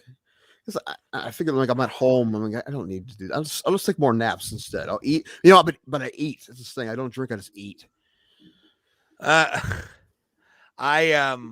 Shit. Tomorrow's soup day and I can't eat. Damn it. This place Dagwas by me has broccoli cheese soup on Wednesdays. It's fucking great, but I can't get it. Oh God, I don't want to be anywhere near you when you eat that broccoli cheddar soup at all. Probably not, man. But it's good shit. Especially with how big you are, you basically are the reason. You like if you farted, you would contaminate a river in West Virginia with. You don't even know what happens when I sneak them out real squirrel quiet, like just the room just fills up. It's like the gas scene from Triple X. Like if anybody's ever seen that movie, like Paul Rubens as the spleen and Mystery Man. Yeah. Most underrated superhero, the spleen. The spleen should be in the MCU. Paul Rubens should come back as the spleen in the MCU. I want no argument. I want no arguments. No argument. Keenan Thompson as the Invisible Boy. It's Kel Mitchell. That's it. I watched Good Burger with my nieces the other day. Did you? Yeah. What did they think? They like it. Okay. They do like it. Yeah. That was good. I was happy they liked it. Because I always wonder that with generational films, like because I mean, Good Burger was our generation on all that on Snick and everything like that, but to see like a younger generation be like, oh yeah, I fucking love this, and when I go to people's houses and shit, and I see like their kids have Transformers, I'm like, oh thank God. Oh, the new generation is understanding why this shit is awesome. Transformers, though, it's the. Is it though? I think it's pop culture-y like that. Like pop culture to me is have it for everything. A different reason. I don't remember the cartoon Transformers. I remember the Shia LaBeouf Transformers, the Mark Wahlberg Transformers. Every Saturday morning, there was I think ABC Family used to do reruns of Transformers, and I would watch it every Saturday morning.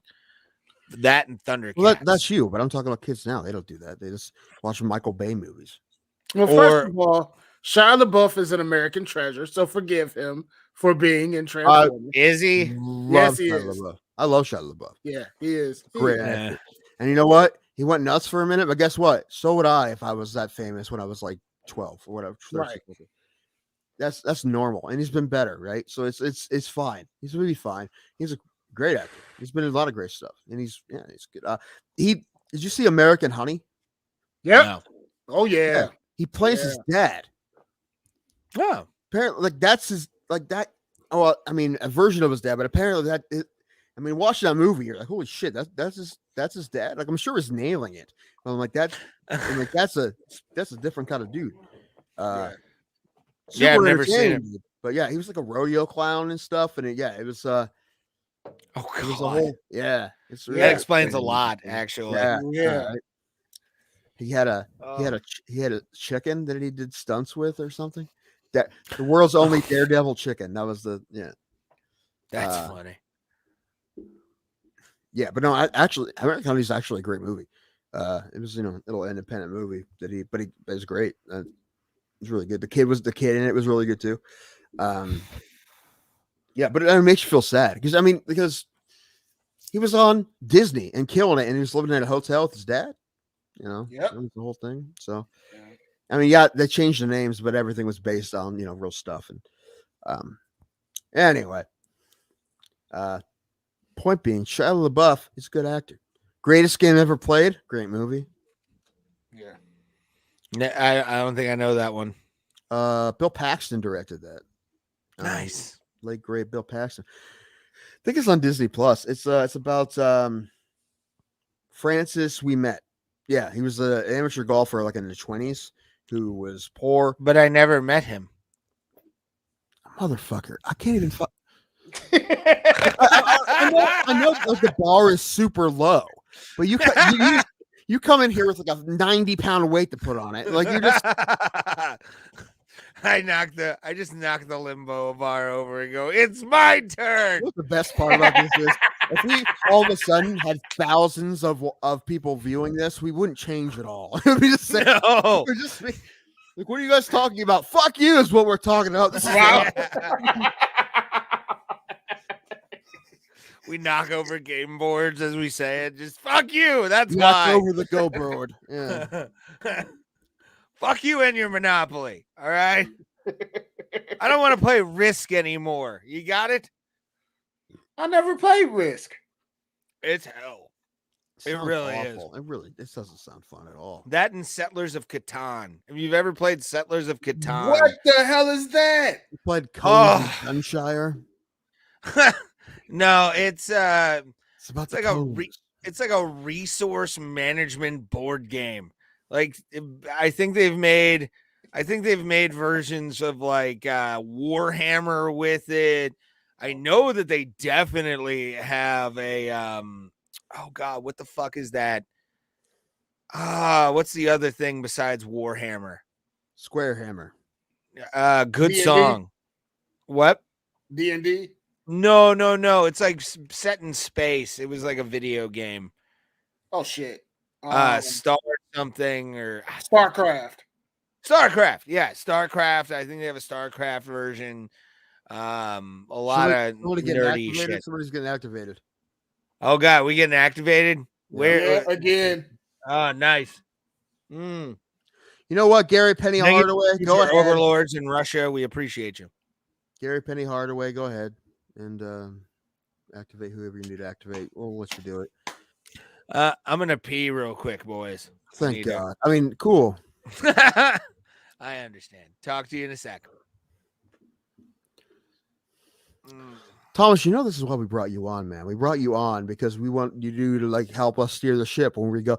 Like we need someone to like, you know, when we're doing this with the boat wheel, you have to be like, hey, but you haven't done that once. I mean, tonight it's been rare form entertainment. I'm actually really, because I honestly think this has been really fucking shitty. I don't think we said anything funny, and it's all been nonsense and means nothing. And you don't think you said anything funny. I, on the other hand, have a bladder that's ready to explode off of some of the stuff that has been said. Well, that's tonight. One thing about having you on. You're like our sitcom laugh track. You are like you. And I do appreciate it. I can't help it. If y'all wasn't y'all, then it wouldn't work, especially Ray and his. Listen, it's not number one. It's not working. Anyway. It's working. It's just you don't see the fruits of the labor just yet. It's working. Yeah, and also like it's I'm well aware that it we're not, it's not like we're famous people, right? And it's not and plus as far as the MMA, like it's not going to stop though. Like we're going to talk about the sports stuff, but it's just. If we went super hard serious about MMA, I mean, sometimes we do. Every once in a while, we'll go on tangents and rants. And when there's stuff going on, we'll talk about stuff. But that's one of the reasons why we sometimes wait to talk about MMA stuff, because we know we have that if we run out of stuff to talk about. That's why sometimes we bury the lead. But I know we should probably stop doing that. But especially when fights happen. I don't know. As long as you have a healthy mix, like as long as. Well, it's some sort of mix. I don't know if it's healthy. It's something. But like it'll be healthy. I mean, like one of my favorite show, Levitar show, and then McAfee. They had Bill Burr and Al Michaels on in the same episode. Yeah, that's the kind of thing we're getting. Like, I'm not trying to be anybody else, and I really don't think there's any danger of that. Us being like someone else, really. But you can always have the model. You just no. I'm just saying like that. That's the kind, like compared to like First Take, like whatever that is. Yeah. And like some other guys like Will Kane and Cowherd. Yeah. Get that out of here. Nothing to do with that. But like McAfee, Levitar, yes, that's better. And you know what? People like that. But the thing is, like, that's also neither of those guys are on networks either anymore. Well, Levitar was for a while, but the ESPN has gotten tight, and But it's better for them because they can do whatever the hell they want on the Right. internet now. And actually, I haven't been watching them, so I don't even know what they're on anymore. Well, like Ray, I catch McAfee during SmackDown, or I catch him whenever he. Yeah, McAfee's on YouTube. I know that. Yeah, But I don't even watch his live episode. I just watch clips. So yeah, I mean, that's all I do. and I really like him. You see that he sent the Ohio State band or the alumni band to AJ Hawk's house for his birthday. So great. But it's fitting. Yeah, Still. I told Ray for his birthday I'm gonna send three fat chicks to his house to sing him "Hold On" by Wilson Phillips. Oh God! But he would enjoy that. He would really enjoy that. I know he would. And I probably get complaints from all three of the girls. You doing another one? I think this is all I have left. Yeah. Okay. Let me get her. Oh my gosh, it's not even good.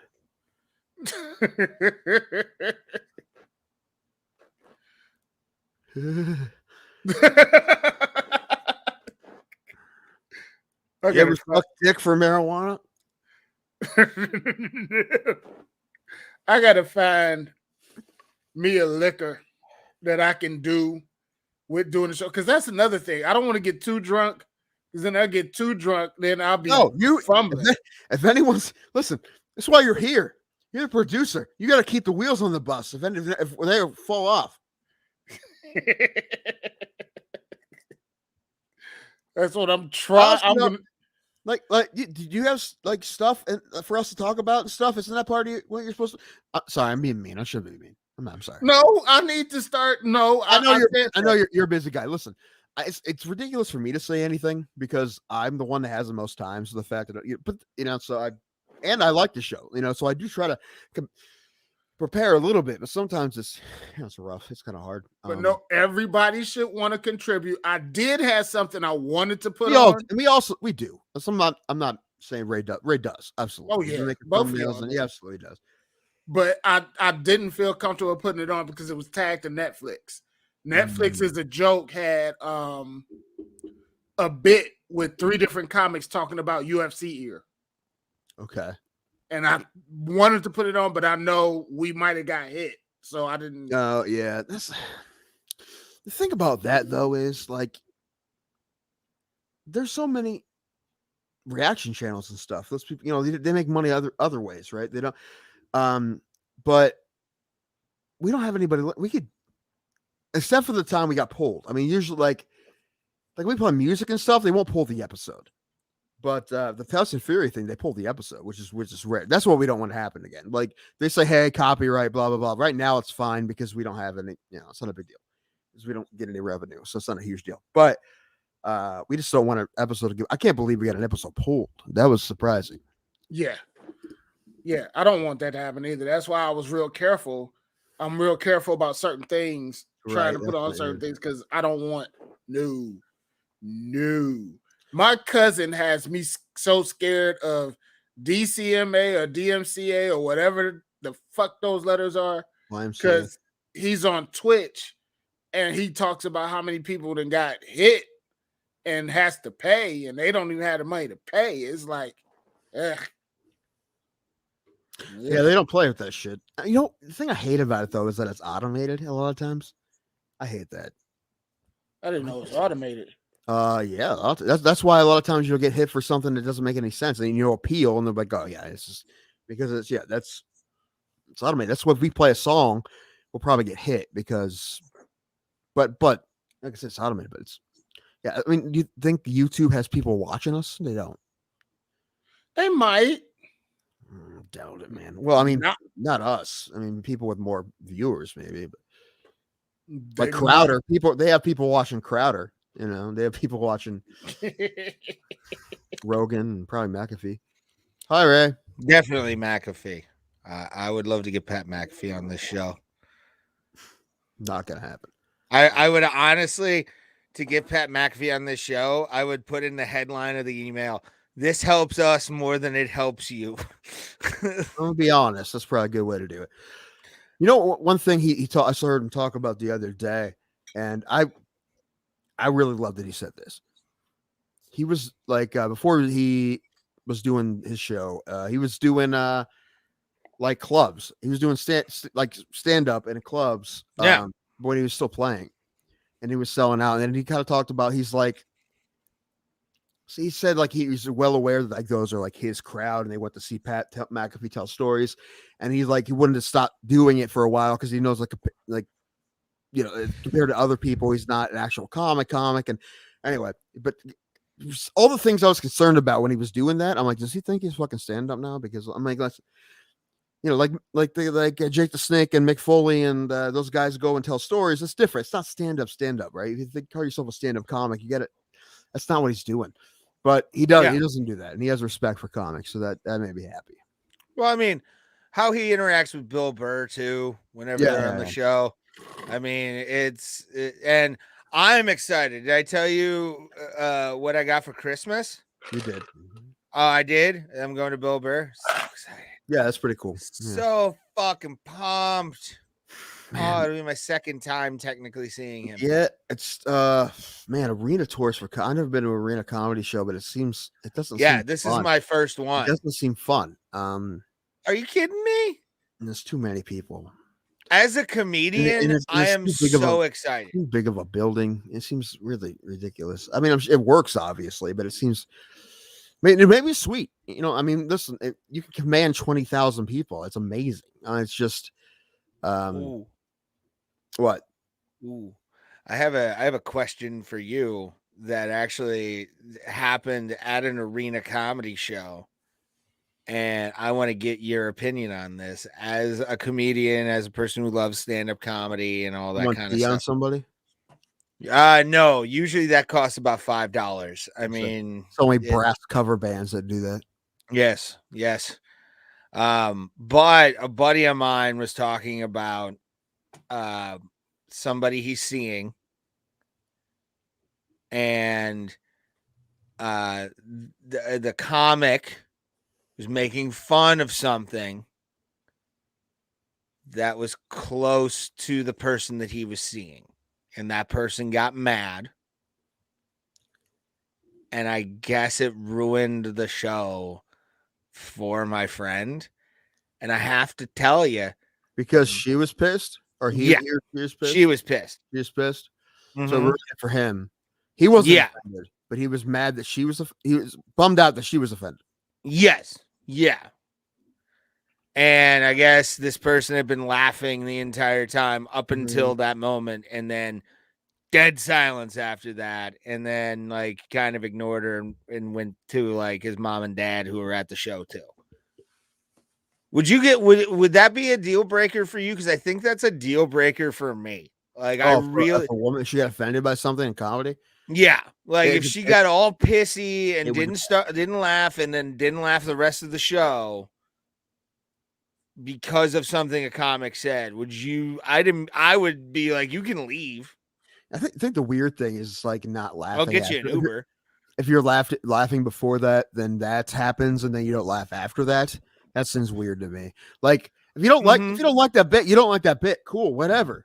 But just don't hate the person for trying something and you think it didn't work. Because obviously, I'm assuming other people laugh.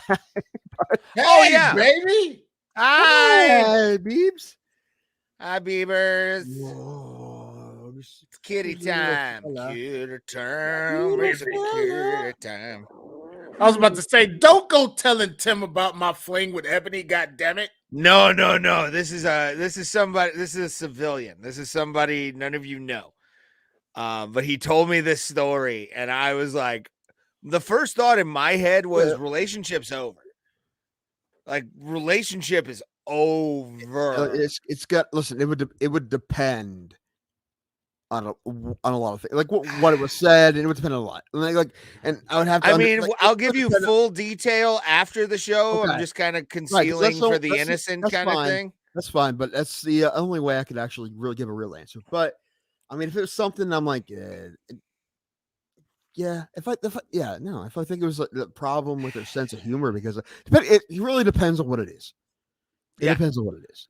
And the comic is a fucking murderer too. Yeah, just somebody who go to see this person live, you're like, fuck yeah. Jezelnik has this whole bit about in his last special about dropping babies, right? If someone was like, "It's not funny, babies get injured when people drop it," and that's why, I'd be like, "Fuck, dude, fuck off." Like, it's obviously a farce. It's obviously ridiculous. Yeah. It's a ridiculous bit, ridiculous joke. Yes. I'm trying to think of an opposite. It's Okay. Stuff with Chappelle, maybe a little bit. I can understand that, but Norton- going in, you know what's happening though. You don't. It's that he's been doing that, and he says that. But also, you just discredit that person or that comic altogether because of one bit they did. That's ridiculous to me. It makes no sense. Yeah. But there's been times I see comics when I'm like, that's not my thing. What he's talking about, I don't like that. But that doesn't mean other stuff would be hilarious. I'm like, I just didn't like that one bit because of whatever. But I keep it to myself. Whatever. Move on. Whatever. Other people liked it. Cool. Whatever. Like, you don't have to. If you don't like, it's not the end of the world if you don't like something, right? It's like if you don't like it, doesn't mean other people didn't. So to me, and I know I'm really curious to know what this is now. To me, can you send it to me? I need to know. No, tell me later. It's fine. It's just bothering me now, but it's fine. Can you tell me who the comic was? Did he freeze? I was gonna say somebody did. Is it me? I think Ray's frozen. Yeah, that's the Ray frozen look. Hold on. Well, I hope he gets it back because I don't. Because now you're intrigued. What do you think, though? You answer the question. I mean, for me, it really depends on a lot of stuff, but in general, it would be a problem, probably. If I think it was like a problem with their sense of humor, I'm like, that's not going to work. Like I know how I am. I'm a fucking weird dude. If I'm not dating someone with a sense of humor, it's not going to work. Listen, she wouldn't want to date me anyway, but it would work. The thing is, like I keep mentioning Ebony. Ray knows Ebony. Ebony's funny as shit. And she openly talks. He left. I guess he'll be coming back. She openly talks. Her big thing is dick jokes. Okay. And she goes in hard. And I saw her twice. And knowing that I was talking to her, I didn't get offended because I know it's part of a bit and whatever. I don't. But people's. It goes back to what we were talking about in the beginning. Ebony Gordon. Ebony Timberlake. Okay. So I know Ebony Gordon.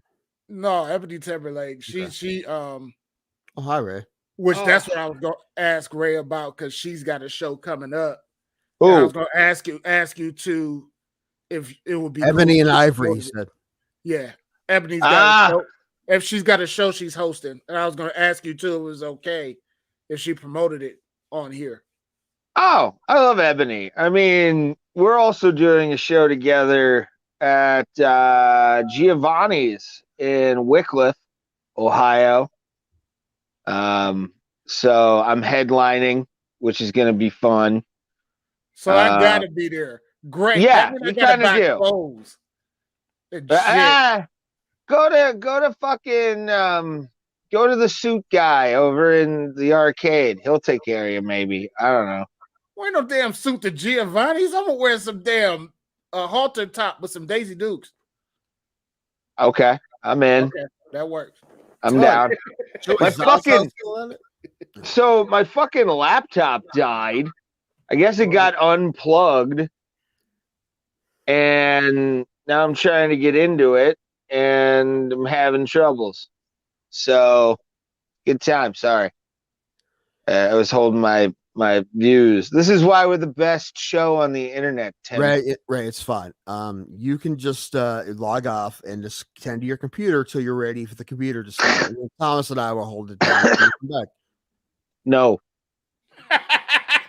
So instead, you want to have a terrible audio, and for right now, apparently that hurts people's ears instead of just not being here. And is it that bad? Well, I mean, compared to ours, it's pretty bad, but it's of course. I'm on headphones in my phone. I'm not gonna. It's like that. That's something. She shows by the seashore. Like that. It's actually kind of nuts how bad it is compared to that. I mean, I know. I'm not mad at you. I'm just saying it's. Well, this is studio quality. Wait, no. Don't do that. No, don't pull back the curtain, Ray. Don't pull back the curtain. Yeah. I'm in a garage. But Natural this is habitat the for all. high quality shit I have on Yeah. my rig. So Black Box of Doom. So I got sort of a jerry rigged lighting system. Thomas, I feel Quite like nice. we need to get you a setup of some sort. I think like we need to get you a camera and like a black, maybe a background, maybe. Oh And Oh, no, we need you to get don't like him the gamer home light. decor of vanilla that I'm stuck in? it's pretty vanilla. Yeah. It is. Um, It looks like an apartment where you live. Like I've sprayed those maybe. uh at least a camera though, because you're a lot more blurry than we are usually. It's I'll take it. because of the thing. No, let me find one. You already got Okay. the mic. I'll find one. I mean, It's I don't remember how much I paid for mine, but it wasn't a lot. It was like less than $50. It wasn't a lot. it's tax time, baby. Yeah, that's true. I gotta go find me a Ooh. baby mama. I mean, I don't I don't get a refund, but I'm owed money and then probably get that when tax comes. So Yeah. that's what I get. That's my tax refund. Is I'm turning this room into a studio okay. that I'm in. Yeah. That's the thing. Unfortunately, if you live closer to me, I mean, listen, we have a space. This basement is big enough for us to put a whole studio in. It's just you live, an hour and a half away. So Yeah. And I don't want to live in the country.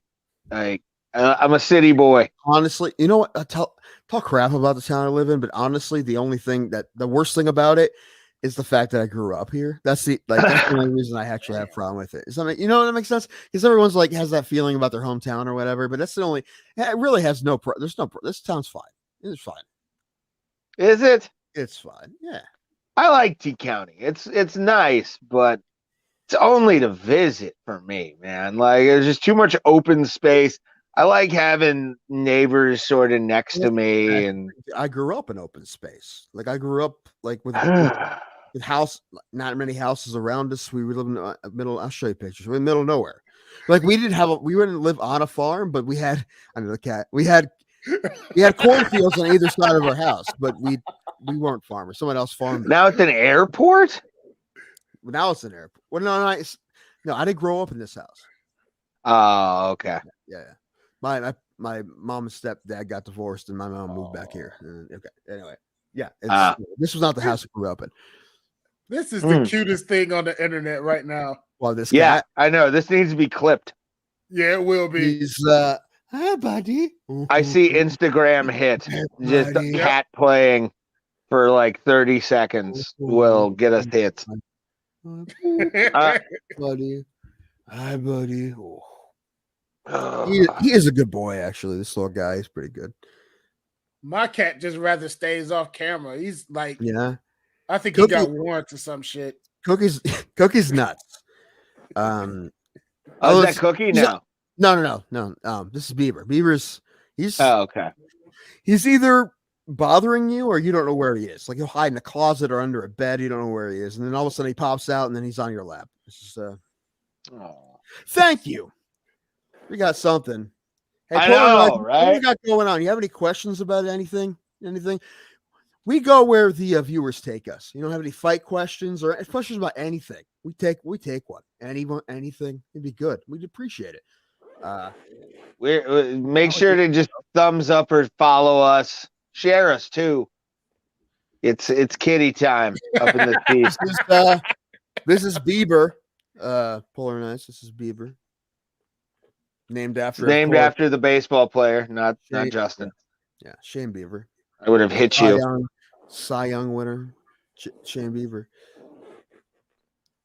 I'm trying to get Shane Bieber on the show. I'm sure that. Be right back.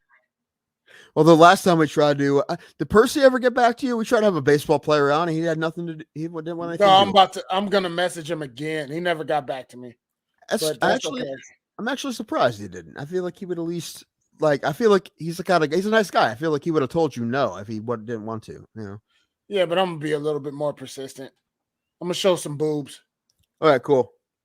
Again, not an MMA thing, but it's a sports thing. It's like MMA sports and everything else, right? That's kind of. No, I want to see y'all interaction with that. I want to see your interaction with him. I really do. I want to see y'all with the guests, and that's why I need to. Oh shoot, we haven't had a fucking guest as Thomas has been on. Yeah. Except fucking Techno Allen. That's about it. Yeah, technically Alan. That's about it. We're internet poison, which I love. We must be. Although I haven't even gotten a hold of anybody in a while. That's I don't even know who. I don't even know who to go after anymore. I don't know, anybody at this point. I'm waiting for Andrew Law to get a fight so I can have him back on, but I don't know when he's gonna fight. Anyway. Oh shit. Oh no. Also, I should get hold of Scott Corbin again because he keeps he said he'll do it, but it keeps I'm busy, blah blah blah. But he's matchmaking for fights again. He's the guy we know who makes fights, and I would like to talk to him about local MMA and stuff. That'd be fun. Yeah. Absolutely. And also, he has the video of my fight. Yes, which we need to do a stream of. Like we need something. Because I only wanted for one reason and one reason only, to see you get sad. Oh, dude, when I see how sad I was, I know you will, and that's the fun part. Maybe it'll get you motivated to like actually do something. Like, I need to get back down to that weight. No, not that weight. The Kate Moss weight. February. That fight was on February 2nd, 2013. So it's going to be the 9-year anniversary. The 2nd is a Wednesday. It's not a Tuesday. If it's Tuesday, we could have just done it on the show. We'll get it. Listen, like I said, I've never seen it. I've never seen the video. I've seen some cell phone video, but I haven't seen the official video that the promotion took. And the guy, I'm surprised it's not up on YouTube. Guy down the street. I want to put it on YouTube. I would. The guy down the street has a copy of it. Kitty. I want to commentate that video more than I want to breathe. Like, to me, I think that would be the greatest commentary job I've ever done on anything. Is Tim it would be Mystery Science Danko, and that's what I want so bad. I want to like just because we've talked about this so many times at the Funny Stop, and like to watch that video would be the greatest night of my life. Because I'm jealous of you. I really am, that you've had an MMA fight. That's like a dream of mine. But I'm fucking out of shape. I would at least give it a year before I can do anything. No, dude, fuck it. 2 weeks. Be a man. 2 weeks. No. Damn. Because I have no striking. I had none either. I had zero. Yeah, but I'm going to be swinging like CM Punk against Mickey fucking Gall. Like, I'm not. Damn. I'm not going to be. I don't have any kind of real honing. I mean, one jab, it was like this far from his head. It was like yeah, no, I wouldn't even make it. I would be probably 3 feet away. To be honest with you, I would just go in and be a nervous Nelly until possibly we got in a clinch, and then I may have the fucking advantage. Well, that's what happened. I got hit, and when I got hit, I'm like, oh, this sucks. So let's just grab them, because what else are we gonna do? We're either gonna run or we're gonna grab them. And I've seen amateurs like in their first fight run, get on their bicycle, go like I'm like, yeah. That sucks. Alistair Overeem it. I mean, worse than that. Like, I don't want to get hit. Why am I even here? This is a bad idea. And I feel bad. I feel bad for him. I did not do that. So I'm happy I didn't do that. I did the opposite. I'm like, fuck you. See, I have an amateur locker boxing career of 0-3. So like, did you get knocked out with a helmet on? One kid was just fucking way too fast. Like, I think he actually took like boxing lessons. This little tiny kid that was on like one of my Bantam teams. And then it was high school. High school is when I did 2 other locker boxing matches, and I just gassed myself on one of them. Like, totally I think about that fight all the time. I really do. It's almost my Al Bundy moment. Besides scoring on like my rival team in junior year. But like, have you ever watched locker boxing videos? Mm-hmm. Oh, they're the best. You want to talk about the passion and glory of sport. Locker, if anybody doesn't know, it's basically hockey players after practice would get into fights, put on their helmets and their gloves. Goalies were allowed to use that paddle thing on their hands and their gloves sometimes. And yeah, you just beat the shit out of each other for however long. I mean, until somebody drops. And the last time I did it, I was laying on my back, gassed out of my ass. Just, I've never been so tired in my life. And I threw the same amount of punches Tyson Fury did in like the first 3 minutes of the first round, which were a lot. And just gassed my ass out. And I laid on my back going, I'm fucking out. I can't go any further. My arms are goddamn dead. But I love fighting. And I think honestly I'd have to get into a clinch for me to have anything in an MMA match nowadays. So Professional True is back, and I agree with him. This is good. Uh-oh. it is. It's absolutely fighting. I don't know, Two man. people who want to settle something or fucking do something about All right, it. so, hold on. You have a whole helmet on. Yeah. Okay, yeah, it's not Hey, whoa.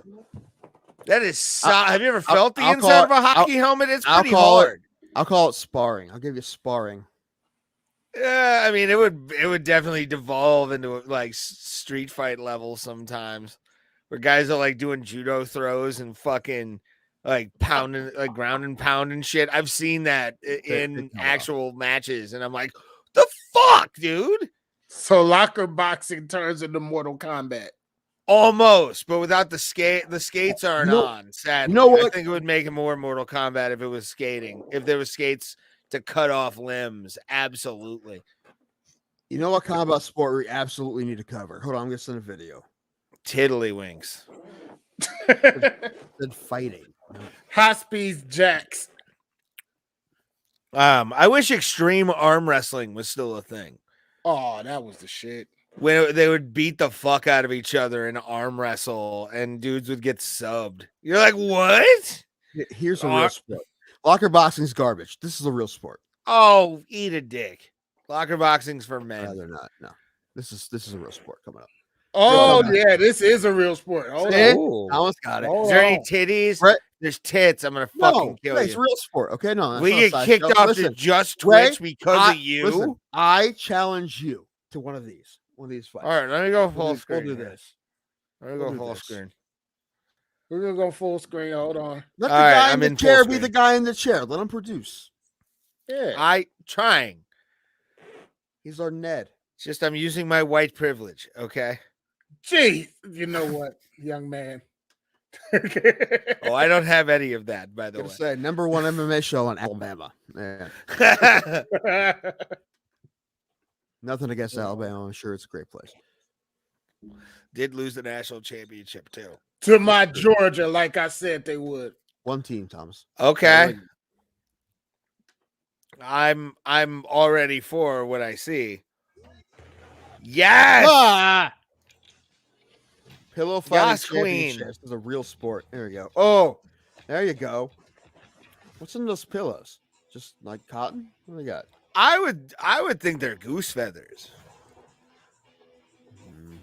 I mean, there's got to be somebody. Any feathers horsehair. There'd Somebody's be feathers using flying. horsehair like it's a boxing glove. And the ring girls in the pillow fighting championship look like the ring girls. Oh yeah, that was powerful backhand. See, man, the fact that this exists, it's amazing. It's a real. It makes me question God himself. Wow, really?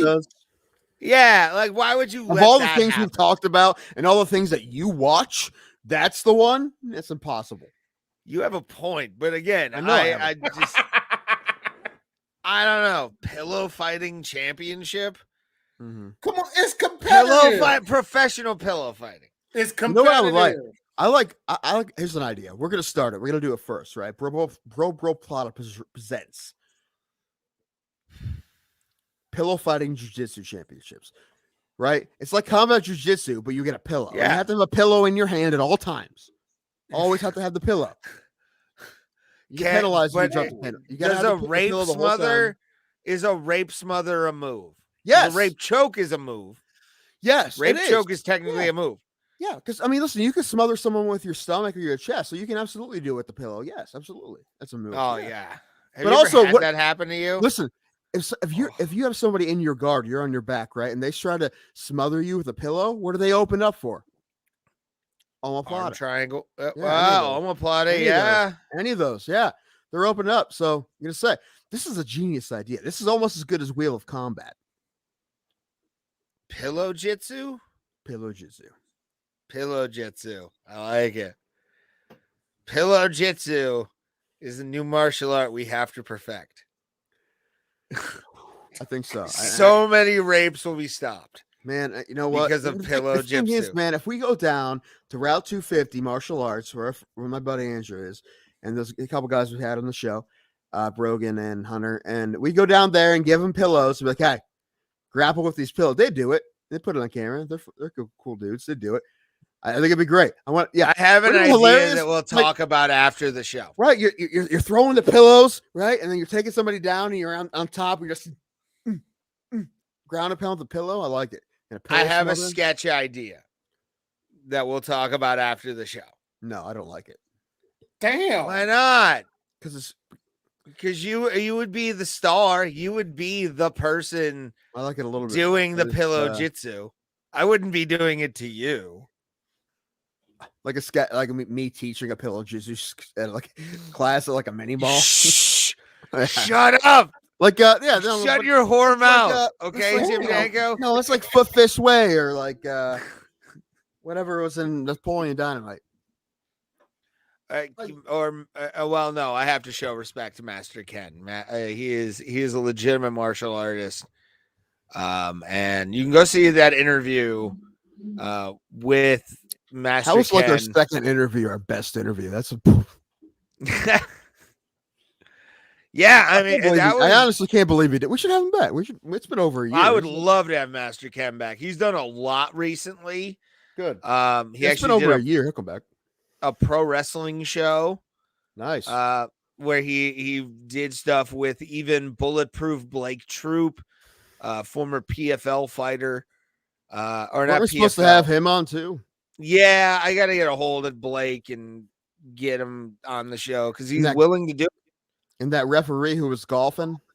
Yes, we need to get him. We'll make sure this happens. Yeah, we were supposed to have this referee on, Thomas, but then he messaged us and he's like, "Oh, hey, I'm golfing." I'm like, "Oh, all right." I'm like, "Yeah, I don't want to bother do it you now in between rounds." I'm respectful like that. Like to a man's golf game, I love golf, so I can't disrespect a man while he's golfing. Like I don't want to be bothered when I'm golfing. Dude, like, I've been playing leave me alone. Of PGA Tour 2K21. I've hit a house. I hit a house legitimately on a fucking par 4. I don't care. We're talking about video games. That's something that matters. I'm aware, but it's still Thomas, golf. what do you play? Related, you play Xbox or PlayStation? PlayStation. Yeah, me too. Okay, listen. Is 2K any good? It's fun. I mean, it's entertaining for me. Yeah, it was free. Okay. It was free. I downloaded it. It was free. Right. Oh, okay. I do play. You know what though? It's on the Switch. I'm kind of interested to get it. I made like 6 courses, Thomas. All right. Did you? You gotta play my courses. All right. Some Nice. of them are fucking whack. I'm making a Bro Plata course in the spirit of Bro Plata, which is like. Should upload that. It's ridiculous. Like there's this car sitting on the green, ridiculous shit. Like yes. I gotta check that shit out. I gotta check your courses. I haven't created any courses. I just keep doing the PGA Tour. I've done a bunch. The last I remember when I call it. I don't know where they came up with this name. I call it McClellan Hills. I like that one. It's tough, but it's good. It's a good one. It's a good one. And I made another one. It's Anthill Greens, which is like everything else. I raised the green up and I put a little divot in there. It's good. It's a tough course though. I have a bunch. Anyway, I'm making. Like I said, I'm making one right now. They're fun. I made a bunch. I'll make more. Yeah, I want to play that game. I saw that like the guy that played Shooter McGavin is doing like advertisements for 2K21, Mhm. and it makes me want to play it, but I don't think you can play as. I wish you could play as Shooter McGavin. No, you can only play as your creative player, I believe, right? You can only. Ooh, Yeah, Yeah, it's yeah. weird. Yeah, there's some stuff. I mean, it's not. Yeah, it's weird. There's you should be able to play as Shooter McGavin you can't do that and at like all. his It's weird. greatest victories, and just make up the most wacky putts and drives you can possibly think of. I think that would be Yeah, hilarious. you can only play as your creative Yeah, player, and Yeah. it's weird. that's fine. Can you You do can- online? yeah, I haven't done that, but the only thing I've done is like when someone plays a course, you can play against their round. Like you do that, and Okay. so I don't need more people to play my courses, so I have people to play against. Upload that shit, son. They're all up there. There's like I said, I think there's 6 of them I made. Yeah. Some of them are shittier than others. Make because Danko Greens your own golf course. I Like have just one called Stone Creek. It's pretty good. Stone Creek would be nice. That's pretty good. There used to be a fucking There's one, 9-hole first one I made was called Uncle Thundergrounds. Uncle Thundergrounds. It's all the windmills. It has Just no all the windmills. Uncle Thundergrounds has no fairways. Oh, Oh, Jesus. shit. All par threes? No. It's just you always hit in the rough. Like you're always Oh, in the rough. God. Oh. I didn't even do that on purpose. I just It's that was like the an first one I made. encounter with your uncle. I Rough have- the Then I entire have way. Uncle Thunder number 2, which is doesn't put. I basically just put fairways in. That's so. Okay. All right. Anyway, that's fun to talk about. Maybe we should talk about some fucking fights or something. I don't even know anymore. Yeah, let's talk about this Calvin Cater. Is it Chigazi? Yeah, something like that. Both of these guys are fucking murderers. So this is gonna be an interesting fight, dude. I'm pulling really hard for Calvin Cater, but I don't Me really too. I don't really see him winning. I mean, how do you say his fucking name? Chikazi. He's fucking beast. Kadze or whatever. He's a monster. He is. He's a legitimate savage. And what really bothers me about this fight is both guys have power, but I think Chikadze got a little bit more. So this main event is I would say it's a pick 'em. I'd give it minus 110 both each way. To be honest with you, dude, like I don't see how we can lose as fight fans either way. Trying to look at the odds. Is I this a think it fight was- night or? Yeah, it's Yeah, a fight yeah. night. Yeah, UFC Um, fight. It's technically USC Vegas 46, I think. I know Cater Something was like an that. underdog, but I don't know how much.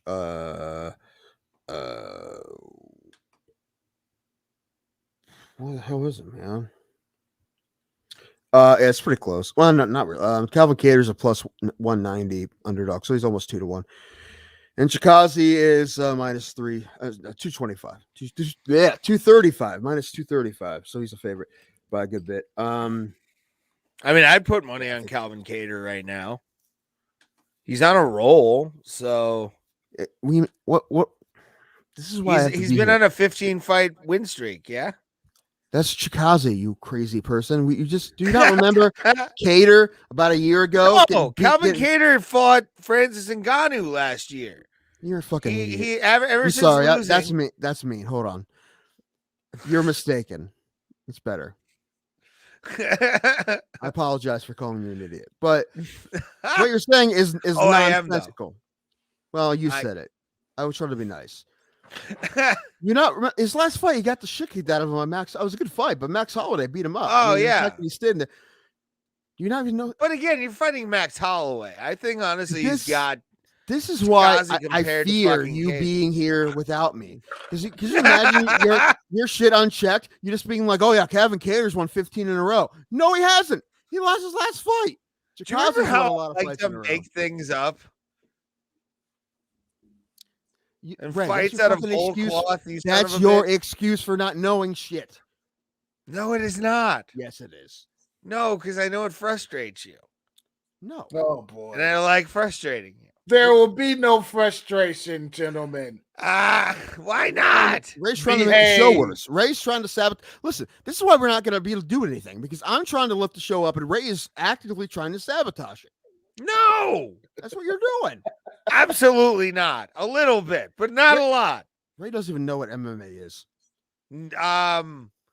This is Bro Plot of Fight Night, ladies and gentlemen. Welcome to the Mama fight. is mad at asses. Is that what MMA stands for? Mama's mad at what? Oh God. Masturbating manatee astronauts. Oh Jesus, what? Anyway, The All right, fight. My Tyler. mom argues. no, The get outta fights, here. gentlemen. The fights. The fights. We talk about the fights.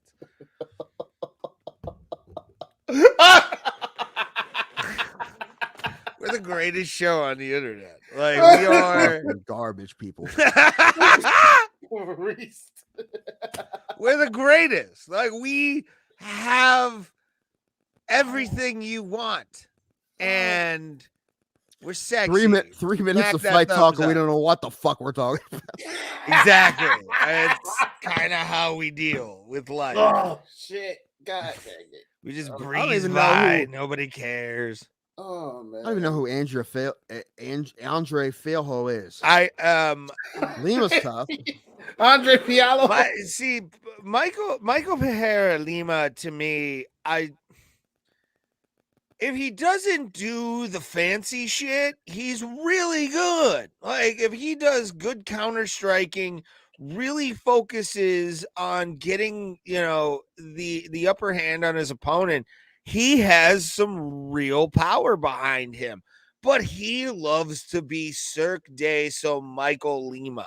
Like seriously, he loves doing fancy shit, and I don't like it. He's a spinner, but like, here's the thing: like, you're giving the guy shit. Spinner? He's a top.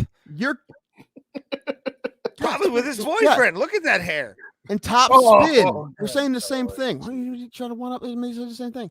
Anyway, he's trying to entertain you. You're fucking shitting on the guy. The guy's like, "Hey, let's give you something No, fabulous, spectacular to look at." Right? And No. you're just like, "No, fuck you." Big business Ray over here is like, "No, I want boring jab, jab, jab all day."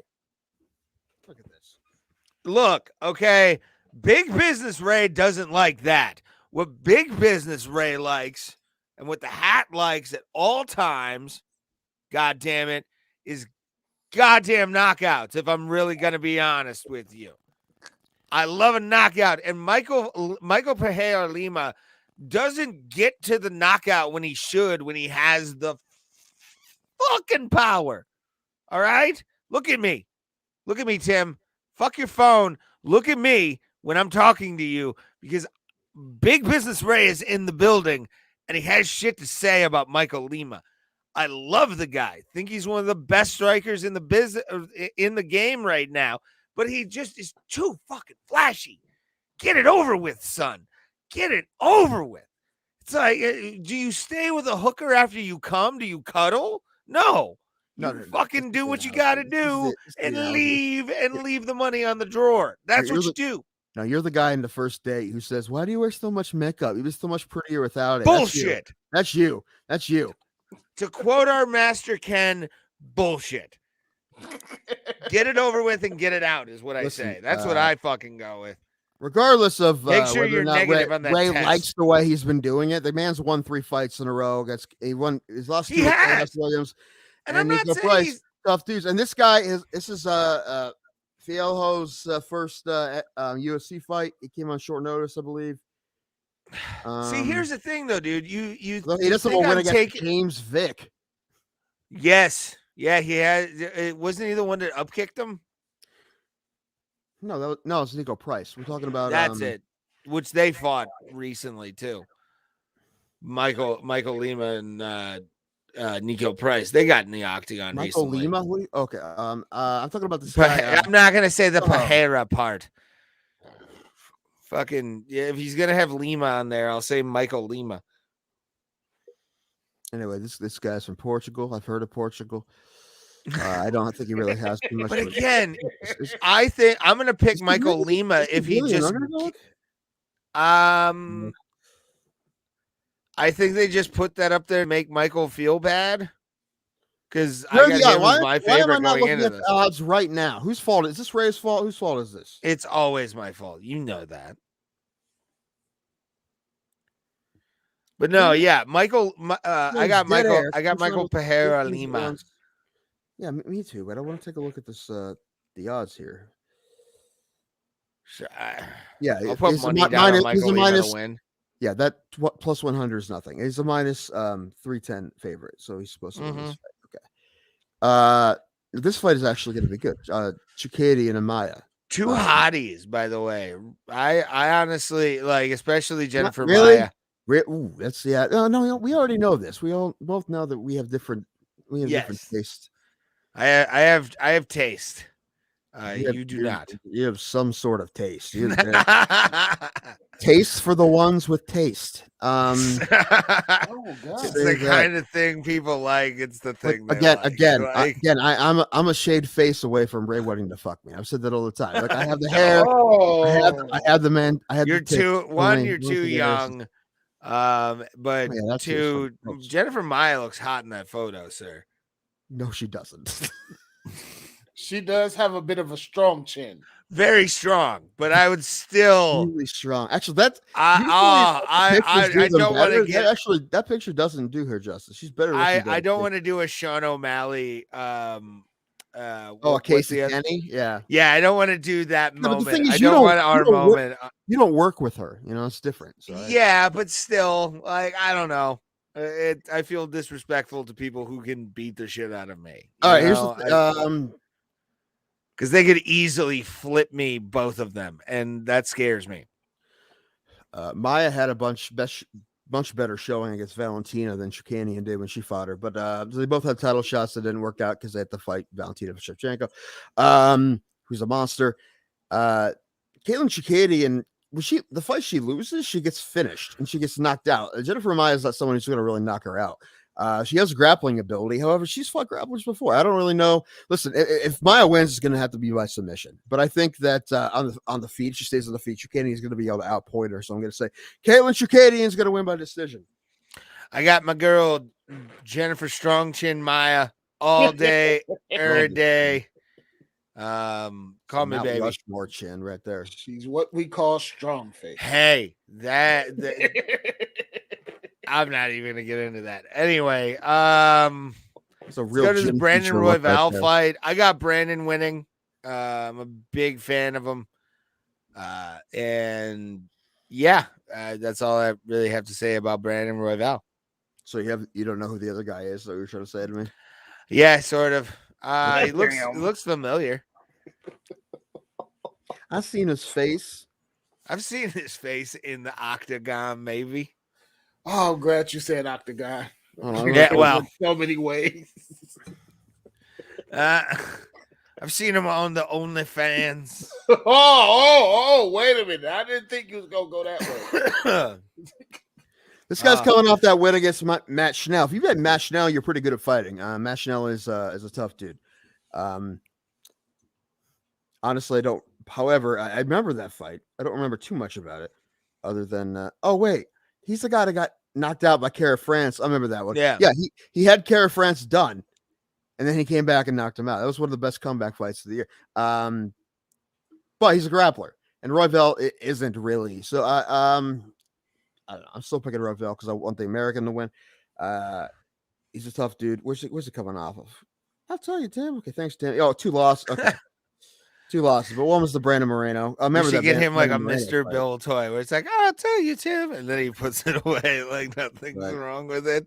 I'm gonna get a Mr. Potato Head that just comes up. Yes. Talk shit and then goes away. Although that could become a split personality, which I'm picking Von Toren. Okay, I'm gonna pick Brandon Royval on this fight. Let's go to big Jake Collier and Chase Sherman.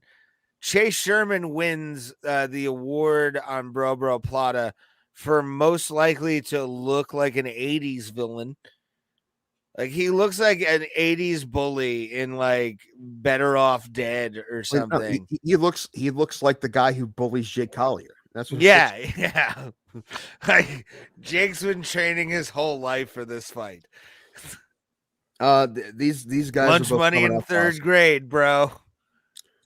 They're both coming off losses. I'm gonna pick Collier, but Sherman was a guy I believe. I'm gonna look this up. I'm pretty sure he was at the UFC a while back and he got cut. Yes, that's true.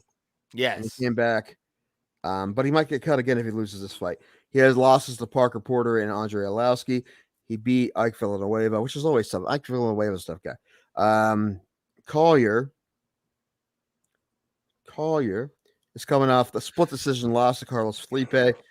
I'm assuming someone's going to get knocked out. So that's the great thing about the heavyweight. Big chubby heavyweight. Someone's going to get knocked the fuck out. It's gonna be a beefy boy battle. I'm down. Then Let's go to Bill Algeo taking on Jordan Brito. Joe Anderson de Brito. If you weren't gonna do it, I was. And here's the difference. I would have yelled at Rated for doing it, but Thomas. Good play. I don't know anybody in this fight, to be honest. Well, I remember I've seen a Geo fight. You've seen a Geo fight. You just don't remember. Yeah, because yeah. I'm usually we watching UFC. So I mean, we watched so many fights the last year and a half that This we is kind of true. forget them all.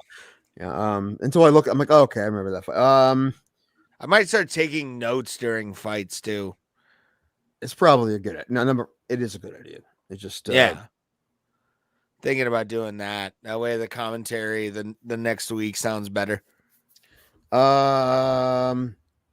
This guy is coming off a win on the Contender Series. This guy, Brito, he's won 10 in a row, but it's his first fight in the UFC. I'm picking him. Go get him, fam. Go get him, Burrito. Yeah, Jordan. Yes, I'm all wrapped up. Guys, how Jordanson, often Burrito. How often are you supposed to change your Brito filter? Oh, that's a good Every one. 3 months. I say it's better than burrito. It's to prevent Bill Algeo from forming around Okay. the tank. Oh, Anderson build. I got an okay from Tim. Change your Jonathan Brilto filter so you don't get Bill Algeo build up, and that's fucking ridiculous. All right. Oh, that's a combination. Corbin, I don't really know all this. I should have I had so much time. Court McGee on this. I got Court already. Who doesn't love Court McGee? Who's he fighting? Court McGee is fighting Ramiz Bramij. Mhm. I'm gonna try on that one just because I don't care. I do not care. To be honest, I'm just excited Court McGee's fighting. But I got Ramiz right. All right. This is an American. You should be able to pronounce American names. Ramiz Brahijma. Brahijma.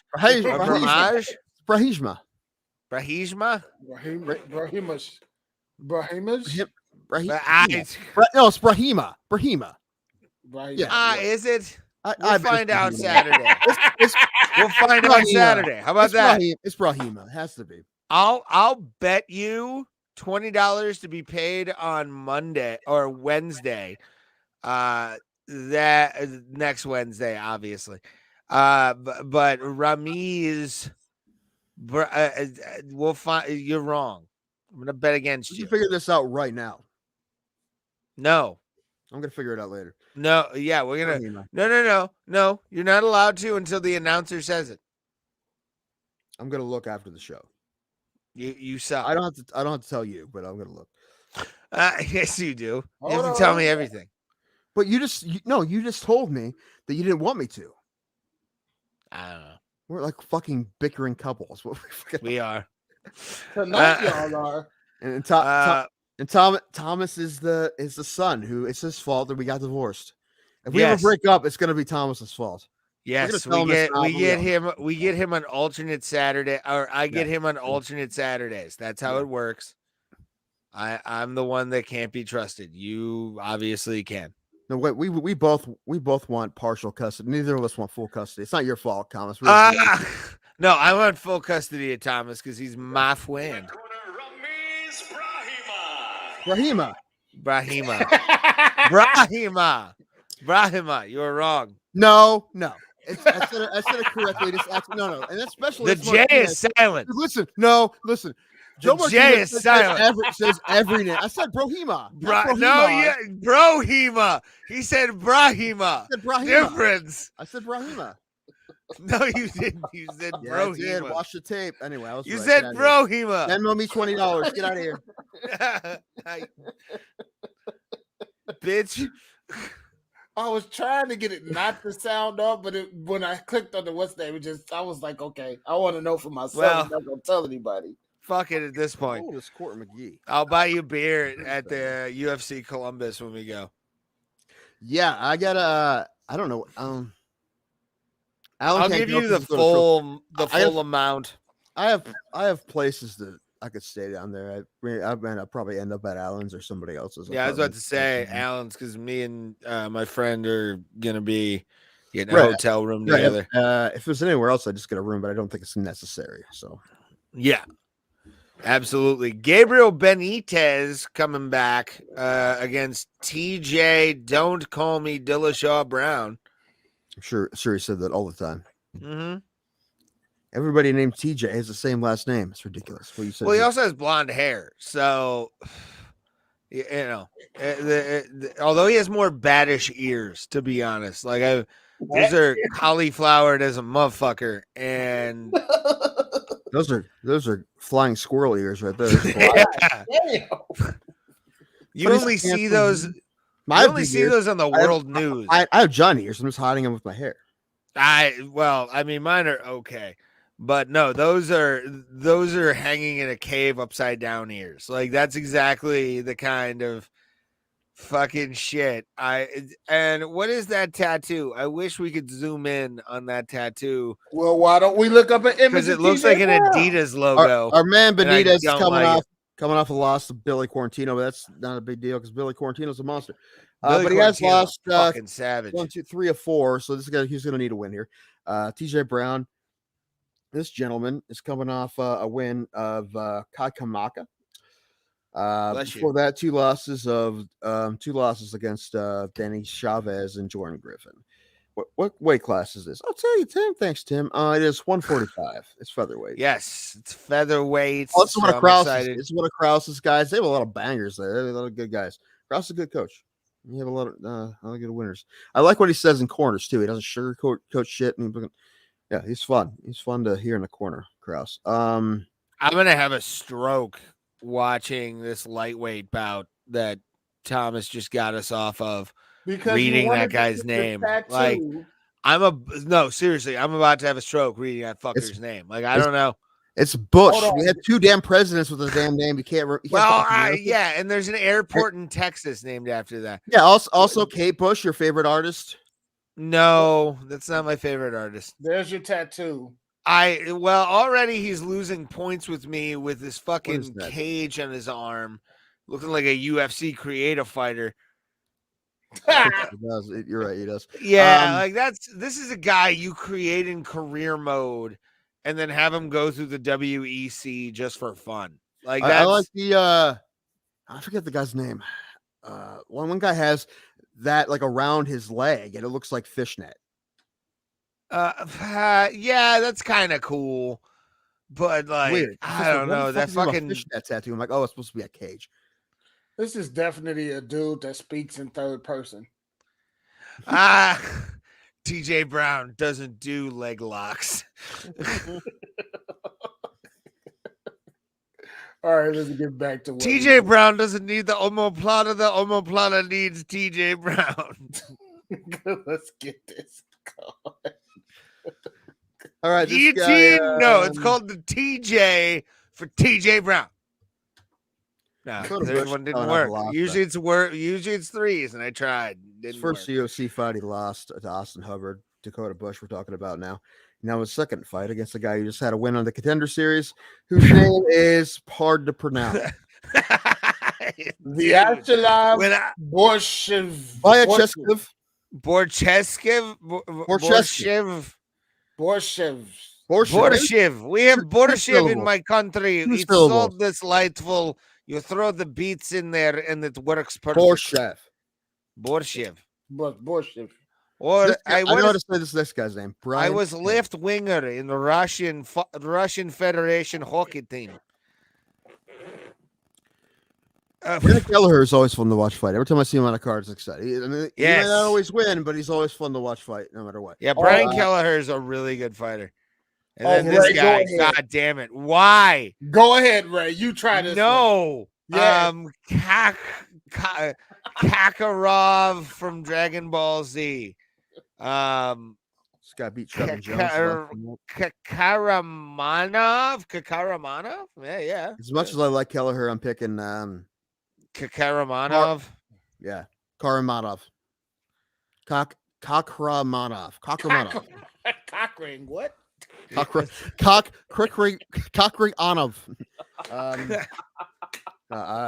Kakramanov. Oh, Jesus. So you can tell we've been drinking, folks, and I haven't. I'm so it's been a good. fun So good. podcast. Fucking worse. We should quit. Why are you gonna be all Kip? Who's the guy with Shannon Sharp? We're the guy at the open mic where all the comics go out to smoke when you're up and there's no one else there, but you still do your act. That's us. Yes, absolutely. I did that. I did 20 minutes that way one night. I always fucking do something. I might stop doing jokes, but I was fucking talk. Yeah. Oh my god. I don't know these ladies. I don't know, but Silvana. Yeah, let's take a look. Silvana Juarez looks really sexy. I'm not gonna lie. Yeah. Let's take a look. Let's see if we get a good picture. And then Vanessa. Argentinian. Vanessa looks good for a milkmaid. Look at her tapiology photo. It's that's something right there. Where is she? Send that to Thomas. We want to see. Well, I'd have to do a lot of shit here. I'd have to screen cap and fucking Facebook, motherfucker. It's fucking take forever. Don't be a pussy. Like we said in the intro, we have the technical competency of 80-year-olds. We do. Holy. Oh my god. Oh my. Yes. What do you see? What do you see, Thomas? My. Why are you not sharing with the class? I'm on her Instagram. Ooh. Oh, that's where you get the good ones. Yeah, that's where you get the best shit. Let's send you one, Thomas. We should just call ourselves Chauvin. We should just call this podcast Chauvinism Incorporated. And Tim. Also Tim. Oh my. Also, yeah. Featuring Tim Danko. Yeah.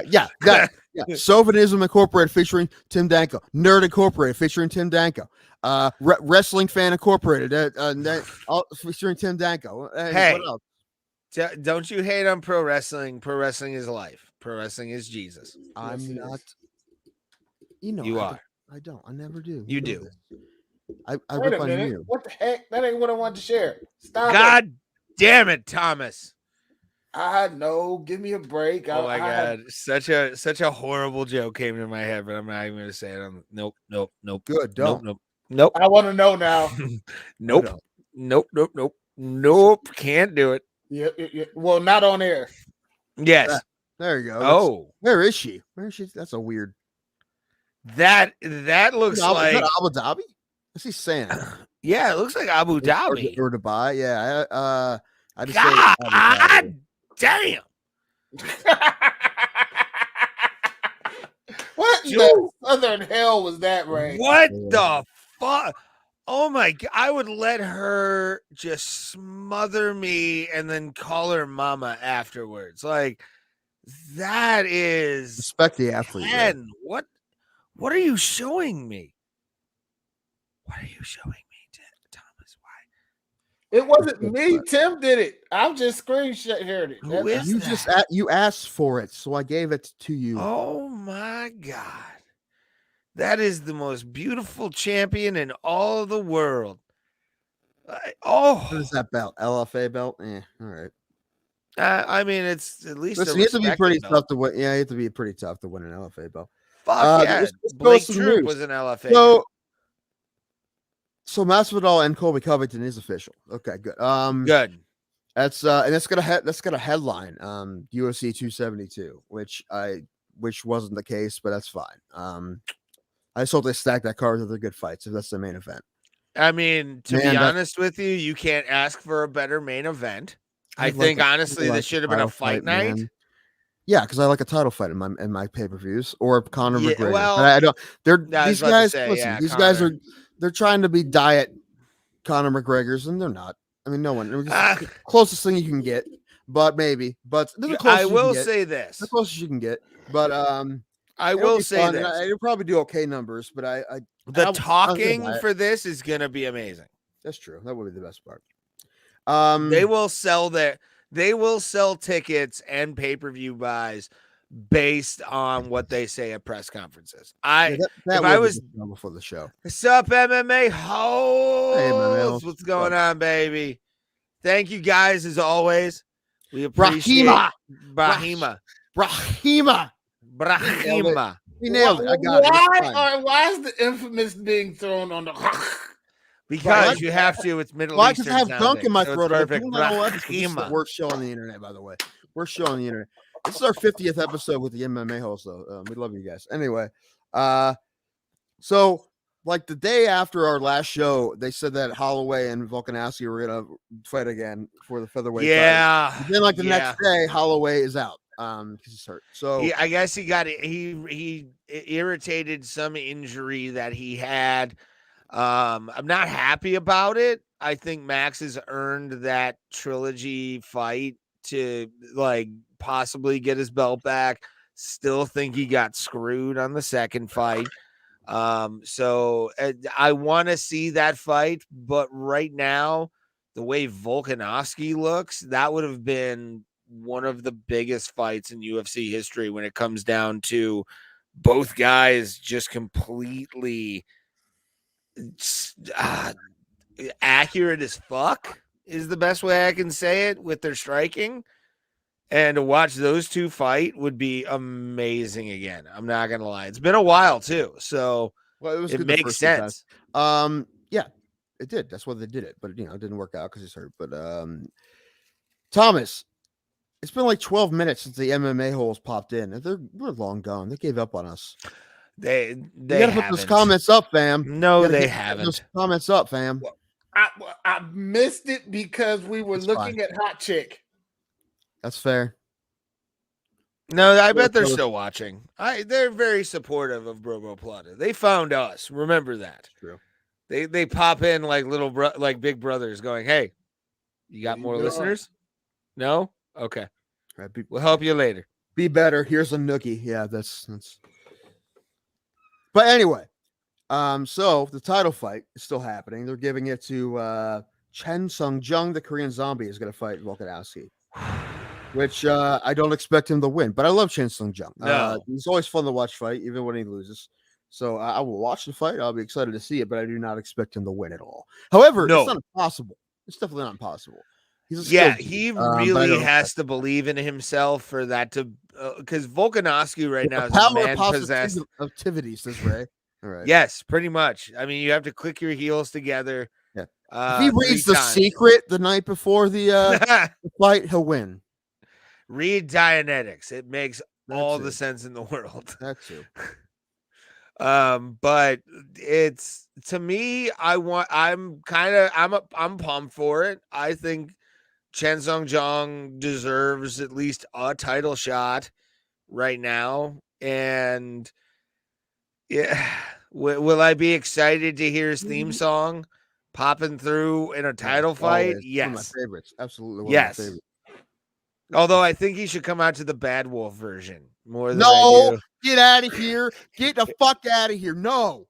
There's nothing wrong with the Cranberries version. You fucking that's the jam. Why do people hate the Bad Wolves version? Because it's not that good. I don't hate it, but I just like the original better. Listen, they were supposed to do that with her. It's supposed to be a duet. Yeah. And then she died right before that. And she did it anyway. Look, no problem with the cover, but it's not better than the original. The original's a banger. No. So use the original. Cranberries. I'm not kick ass. saying that. I just think it'd be kind know of you're funny. not. He switch it up. No, get out of here. That would be get out of here. It would be funny to like actually just all of a sudden in 2018 or whatever he fucking says. That's what I hated the most about it. That he Yeah, changes I it. agree. I'm like, It throws the that's whole like, like, yeah, rhythm no. of the song off. I know. I'm like, this is fun. This is fun. I'm like, oh no, I don't like that. Yeah. Pass. That band has a new singer now, though. Oh yeah, it does.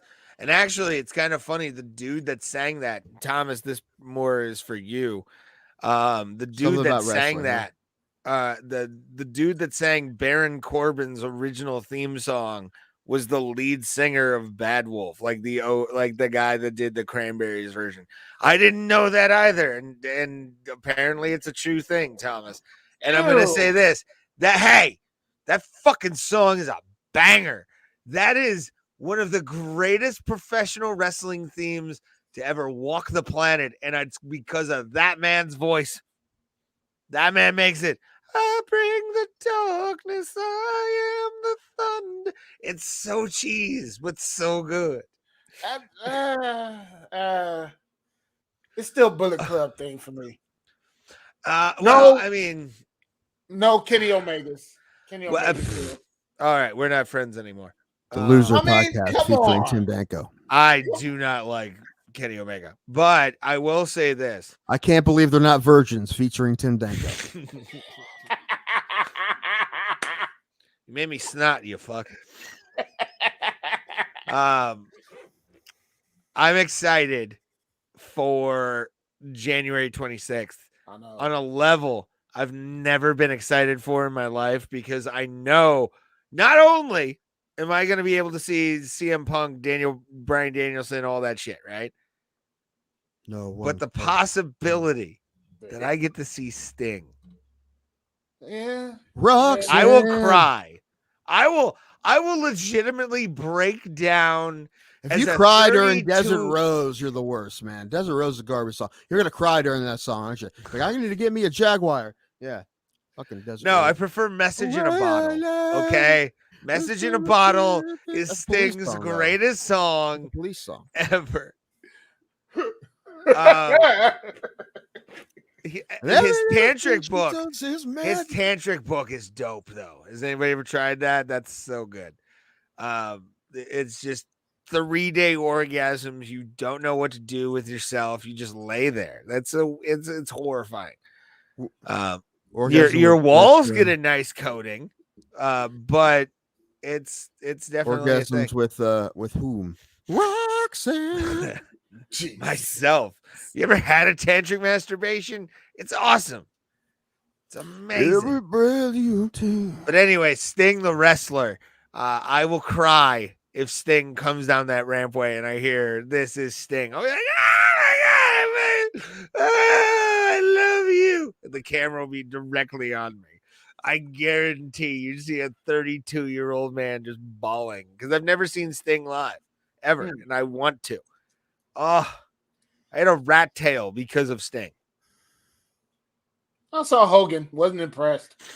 I never saw Hogan or The Rock. I've never seen him. Saw The Rock. Was impressed. When I was in high school, we went to a concert. Me and Alan was there too. We went to see Bowling for Soup at Thurman Munson Stadium in Canton, and there's a bunch of people there. There was like a chick who was on American Idol, and there was SR-71, and Brooke Hogan was there, and she was a teenager then, so Daddy was there too. So Hulk Hogan was there. So that's when I saw Hulk Hogan. He was there, just hanging out, shaking hands, saying hi to people. Hey, Thomas. Yes. I found this shirt while looking for something to clear my nose. And you know what? I love and, that. I have to hold on. Wait. Do you know the arsenal of Bullet Club shirts I have? Oh, I have them all too, and they're all garbage now. Look. Because of people like Cody Rhodes. Listen. That's right here. By the Listen. way, this was a different shirt. Which shirt did I blow snot in? Is my question. The Hold on. actual Bullet Club shirt. Which shirt is this? Oh, it's my Yo Mamba 605 t-shirt. Shout out to the 605 podcast. Didn't mean to do that on camera, but Brian Last is a G. So, sorry. No, yeah, I just wanted to do that to make you mad, Thomas. That's all. No, don't make me Ask mad. Tim. I do it all the time to piss him off. He loves when I piss him off. Because as long as Tama Tonga is still in the Bullet Club, Oh, there's still hope. oh. It's the Japanese NWO, Timothy. What am I gonna do? I don't fucking these guys. You're in the demo for the NWO. Nothing works, man. Nothing works. What, were you sitting there at 13 going, oh, look at wrestling right now. Oh, I think it's bullshit. Everybody loved wrestling in the 90s, Tim. I told you that I told you that I saw the WrestleMania when Butterbean knocked that dude out. I saw that. I was watching that live. I was too. That was So, WrestleMania 15. that's the only one I ever saw. We got that one at home. I think it's because my stepdad wanted to see Butterbean knock the dude out. So I think that's why we watched. I don't know. I remember that one. Maybe because we wanted to. I probably had a rock. I definitely had a rock video on cassette at one point. Oh, I had many VHSs and DVDs of WWE as a kid. Many. Too many. I wonder where my VHS are now. I mean, there's probably some boxes or tubs and they're probably in. Probably. What else? Hold on. Oh, you guys done? You fucking done now? Talking about no, I was gonna say this. Do it, say it. And I think I put it in the group chat. I'm not sure. Let me see if I did. Because honestly, I want to talk about this because I feel bad.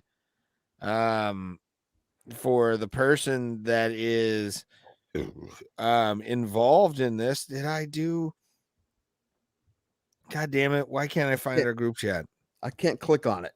Oh no! You can't click on what I'm trying to put down. Yeah. It's just I just hearted it by accident. Didn't mean to do that because that kind of looks like I'm for it. Well, oh God, you did. Hold on. Why can't? Is it not a real? It must not be a real thing. It's just a picture, or maybe fake. Is it real? Oh, it's a CNN, so it has to be real. Hold on. Wait, I thought that would trigger you. So not the Brendan Schaub thing. No. Okay. I'm afraid to Google her because I'm afraid of what's going to come up. But don't. Oh my God! Why can't I find what? Why is it not? Oh, it must have been a fake story. No, I see it. Well, no, it is fake. You're right. Yeah, Wait a sec. I don't know. It depends what you're looking at, man.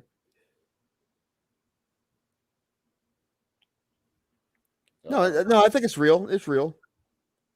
I'm looking at Google right now and nothing's coming up. No, it comes up for me.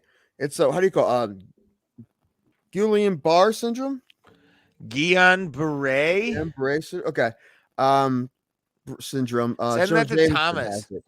No, what it says is that she didn't get it from the vaccine. That's the one thing. But obviously, yeah, I saw that part. And I just want to know how she got it. Like, if that is true, and I'm gonna preface it by saying if that is true, wow, how did she get that shit? I don't know. How the fuck? How do you get it? I don't know. Because it doesn't come up on my news feed at all on Googs. So, but yeah, supposedly, this is just on a website that Jenna Jameson has Guillain-Barré syndrome, which, Jesus Christ, girl. It's one of the side effects of actually, I think, Johnson & Johnson. But she says vaccinated. No, she didn't get vaccinated. She didn't get it from a vaccine or anything. Why are you turning off the ad? That was a hot ad, you son of a bitch. I mean, it's yeah. But anyway, keep going. Let's read this article a little bit. I'm trying to get this out of the way. You got to go down for it. The Go down. former adult film star posted on her verified Instagram account Monday that she has some answers about a diagnosis she was having or some symptoms she was having. I'm dealing with a little bit of a syndrome called Guillain-Barré. So I'm working through that, which it goes away in about 3 months. I've actually looked it up. The minimum amount it goes away is about 3 months. It can have long lasting effects because supposedly YouTube, don't take me down, don't bring any kind of You know what? thing No, on us. don't even say it. Don't even No, say it's conspiracy bullshit. Don't even say it. supposedly it's a side effect of a vaccine. Well, she I didn't don't. get the vaccine, Ray. What? She didn't get the vaccine. She just said that. I'm aware, Okay. but it is a symptom of. So like But what, 3 people got it? yeah, that's kind of a thing. Over the weekend, her partner Leor Beaton, I'm just gonna pronounce it that way because it seems foreign. Posted a video of Jenna Jameson's account explaining that she was undergoing testing after throwing up a great deal for several weeks. A trip to the hospital and a CT scan didn't reveal anything, and she was sent home. But according to a Bitten, her condition continued to worsen. Then she came back home and couldn't carry herself. Her muscles in her legs were very weak. She wasn't even able to walk to the bathroom, which, to be honest, Jenna Jameson pissing on herself is probably a fetish to a good population of porn Ray, watchers. look, she's sick. You have to fucking go there. She's sick. I got to bring comedy into this because this is very that's serious. not. That's just you taking somebody down that doesn't. No, that's what you do. Fucking taking a shit on somebody who's sick. You fucking monster. Take your Get outta white here. knight costume outta off here. there, pal. White knight? No. This is me being a decent human being. You being a piece of shit. This is what that is. But I will say, this guy sounds like a great guy if he's carrying around Jenna Jameson as she's weak. Like, that is a man that Tito Ortiz didn't even carry around Jenna Jameson in a nice way, at least. If he did, she got dropped. And like, yeah. See what else she went down. All right, double leg all day. I went there. I'm sorry. I went there too. Oh, the worst. All right. But P.S. I did not get. She actually confirmed she did not get the COVID-19 vaccination. Which with this P.S. I did not get the jab or any jab. And then she thanked everybody for her concern or for their concern. When I saw this story, I was like, "Get the fuck out of here, dude!" And I will go on record as saying I've never seen Jenna Jameson in a video, ever. And I've just seen her on television, and then with like Tito when they were fucking. That's about it. Like Jenna Jameson, I don't know. I like amateur shit a lot more than Jenna Jameson. Like, give me some fat big titted hoe in Toledo who just wants to make some money, and I'll watch her video. Like, I don't give a fuck. But like Jenna Jameson, I don't know. It just doesn't seem attainable. But speedy recovery, Jenna. Speedy recovery. Okay. You done with that? You done? Yeah, I'm done. Are you done? Hero of the week. Hero. We don't know who it is. You don't know it. You don't know the words. I'll do it. You don't know the words. Tom and Ray, they don't know who Tim is gonna pick this week. And Seiko or Krakow, I guess you'll have to wait and see who is Tim's hero of the week. So you can't. So there is a dog that saved the dude in New Hampshire. I guess. I'm not gonna pull the story up. I'm gonna tell you what I read. I read it. I thought so. Did you? No, I'm just making this up. Actually, I'm just making it all up. on top of my head. That's what I do. Actually, all the heroes of the week have been fake. So anyway, Including Tai Tuivasa. yeah, always fake. Yeah, and Carl Nassib isn't even a real human being. Anyway, you know what? I take that back. That was just a stupid joke, but now it sounds like I was saying he wasn't a human being because he's gay, which is not at all what I'm saying. He was a hero of the week because he came out of the closet and he's anyway. Hero of the year. I gave him hero of the year. Did you? Yeah, you were there. Was I? Yeah, you were right here. Yes. Honestly? It was Yes. or like 2 episodes God, ago. I need to stop drinking. You do. Anyway, so I guess what happened is there's a dog who's running around the side of a highway, and like some people called it in, and then the cops went to go see this dog, whatever, and the dog like was evading them and like running in a certain direction and barking, running in a certain direction. Then they saw car. They followed the dog a bit, and they found car tracks, and they saw there's a dude who he had hypothermia. He was in his car. There's 2 guys actually, and they didn't see them quicker, they would have died. So the dog saved them, basically. Wow. Yeah, it's good. That's pretty awesome. Yeah. That's a nomination. He probably should have got hero. You know what? No, I get to pick whoever I want. This is mine. Also, like this, I don't know. I didn't get hero of the week as a nomination because it didn't do anything really specific this week. But Doug Deacon was a Browns legend. And Ray, you don't know anything about Browns legends. Oh no, I have a Doug Deacon story actually. Okay. Tell it. Go. So I got to meet Doug Deacon at a golf outing that my cousin who at the time was a Catholic priest got as like a charity kind of thing, along with oh man, I can't remember his fucking name. I'll text you the name because my mom Ellen can tell Winslow. You. No, he was a pitcher for the Indians. He threw like perfect games. Lenny Barker. Len Barker. Yeah, Len Barker. I got to meet Len Barker as a kid, which was kind of cool. But Doug Deacon also apparently used to date my dad's English teacher. And the thing to do when because it was an open campus at the time, it was the 70s, and Doug Deacon would show up at my dad's high school to say hi to his girlfriend. So my dad, who I got a lot of my comedic senses from, and my grandfather, would always stand up with a bunch of his friends and go holding, and then I can't remember what Doug Deacon's name was or number was, but holding 56 offense and then fuck with them while he was in their fucking classroom. That's insane. I wish NFL players would do that nowadays. They can't Good without story. going through the metal detector. Good story though. Yeah. Anyway, Doug Deacon, he's been with the Browns for 50 years on one way or the other as a player and a broadcaster, and he's loved. Great broadcaster too, by the way. I liked hearing his call with him and Jim Donovan have been great forever. Yeah, he's the man. He's loved in Cleveland a lot, and he's retiring from the booth.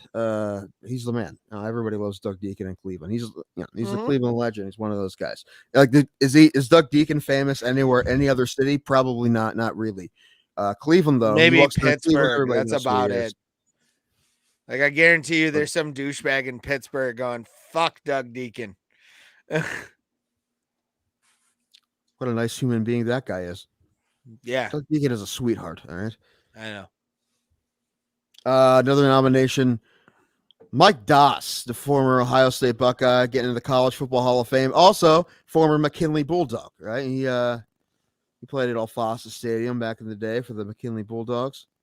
Little cat in action. Mike Doss, hell of a player. Played in the NFL who he played for the Colts. And yes, yeah, he was good. All right, so the hero of the week this week is Rachel Balkovic.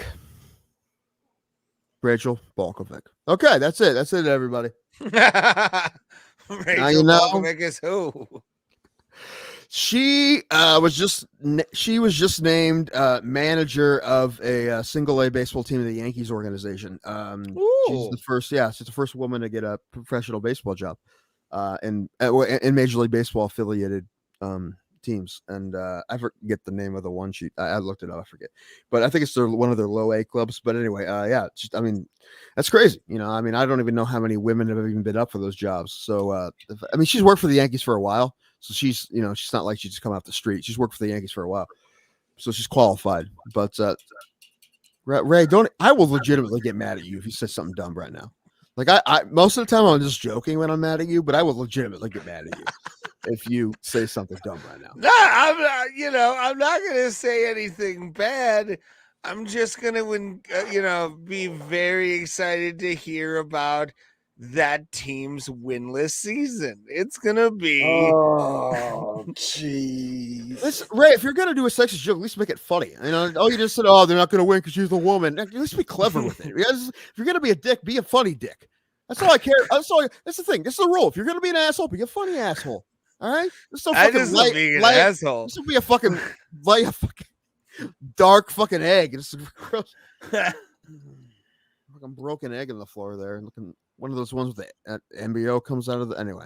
Oh God. What are you trying to do? Like talking about eggs. Anyway, head. Let's talk about eggs. Anyway, Rachel Balkovic. Congratulations. Hero of the week. Woo! Clap, you sexist asshole. I'm clapping under the camera. Oh man! I don't deny it, and I won't. This thing guy gets pissed when he hears Doris Burke on the call and like on a basketball game. It's that guy. Or those sideliners. I'd rather have OJ there. To be honest. Wait a minute now. You can't get mad at Doris Burke because Doris Burke got booty. Okay, I'd love to see. Well, she's good at her job. That's what I was gonna say. Yeah, she's good at her job, but she's also she's got ass. Oh, okay. I'm a Doris Burke fan already. I didn't realize that Megan O'Leary does NFL games. She did on Fox a while ago. I didn't realize she even did NFL games. Yeah, I saw that she was doing the sideline thing. I'm actually surprised the UFC still lets her work for them when she also works for Fox. Like it seems like something they would do. Like no, we're done with Fox. Fuck them. No, you can't work for them and us. No.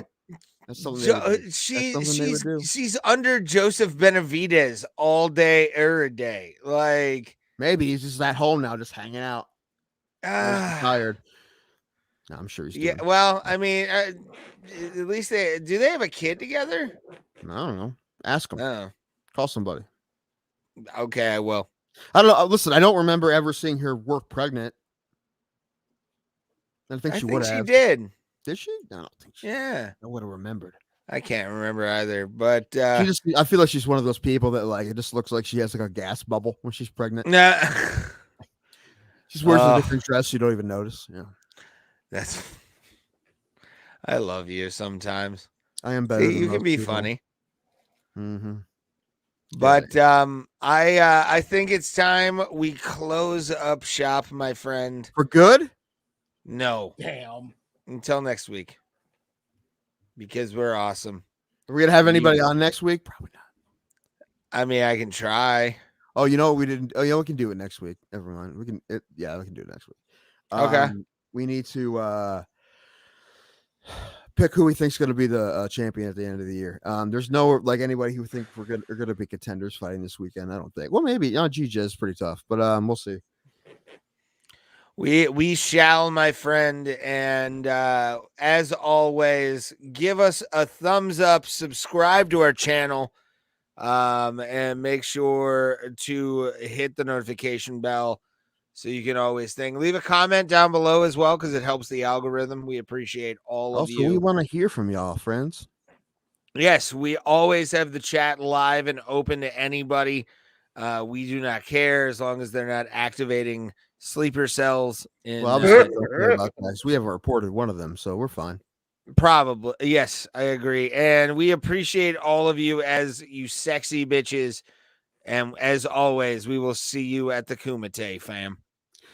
Thomas, I think we need an outro video, just, something about, just Ray saying something mean and racist or sexist so people know not to come back to this garbage.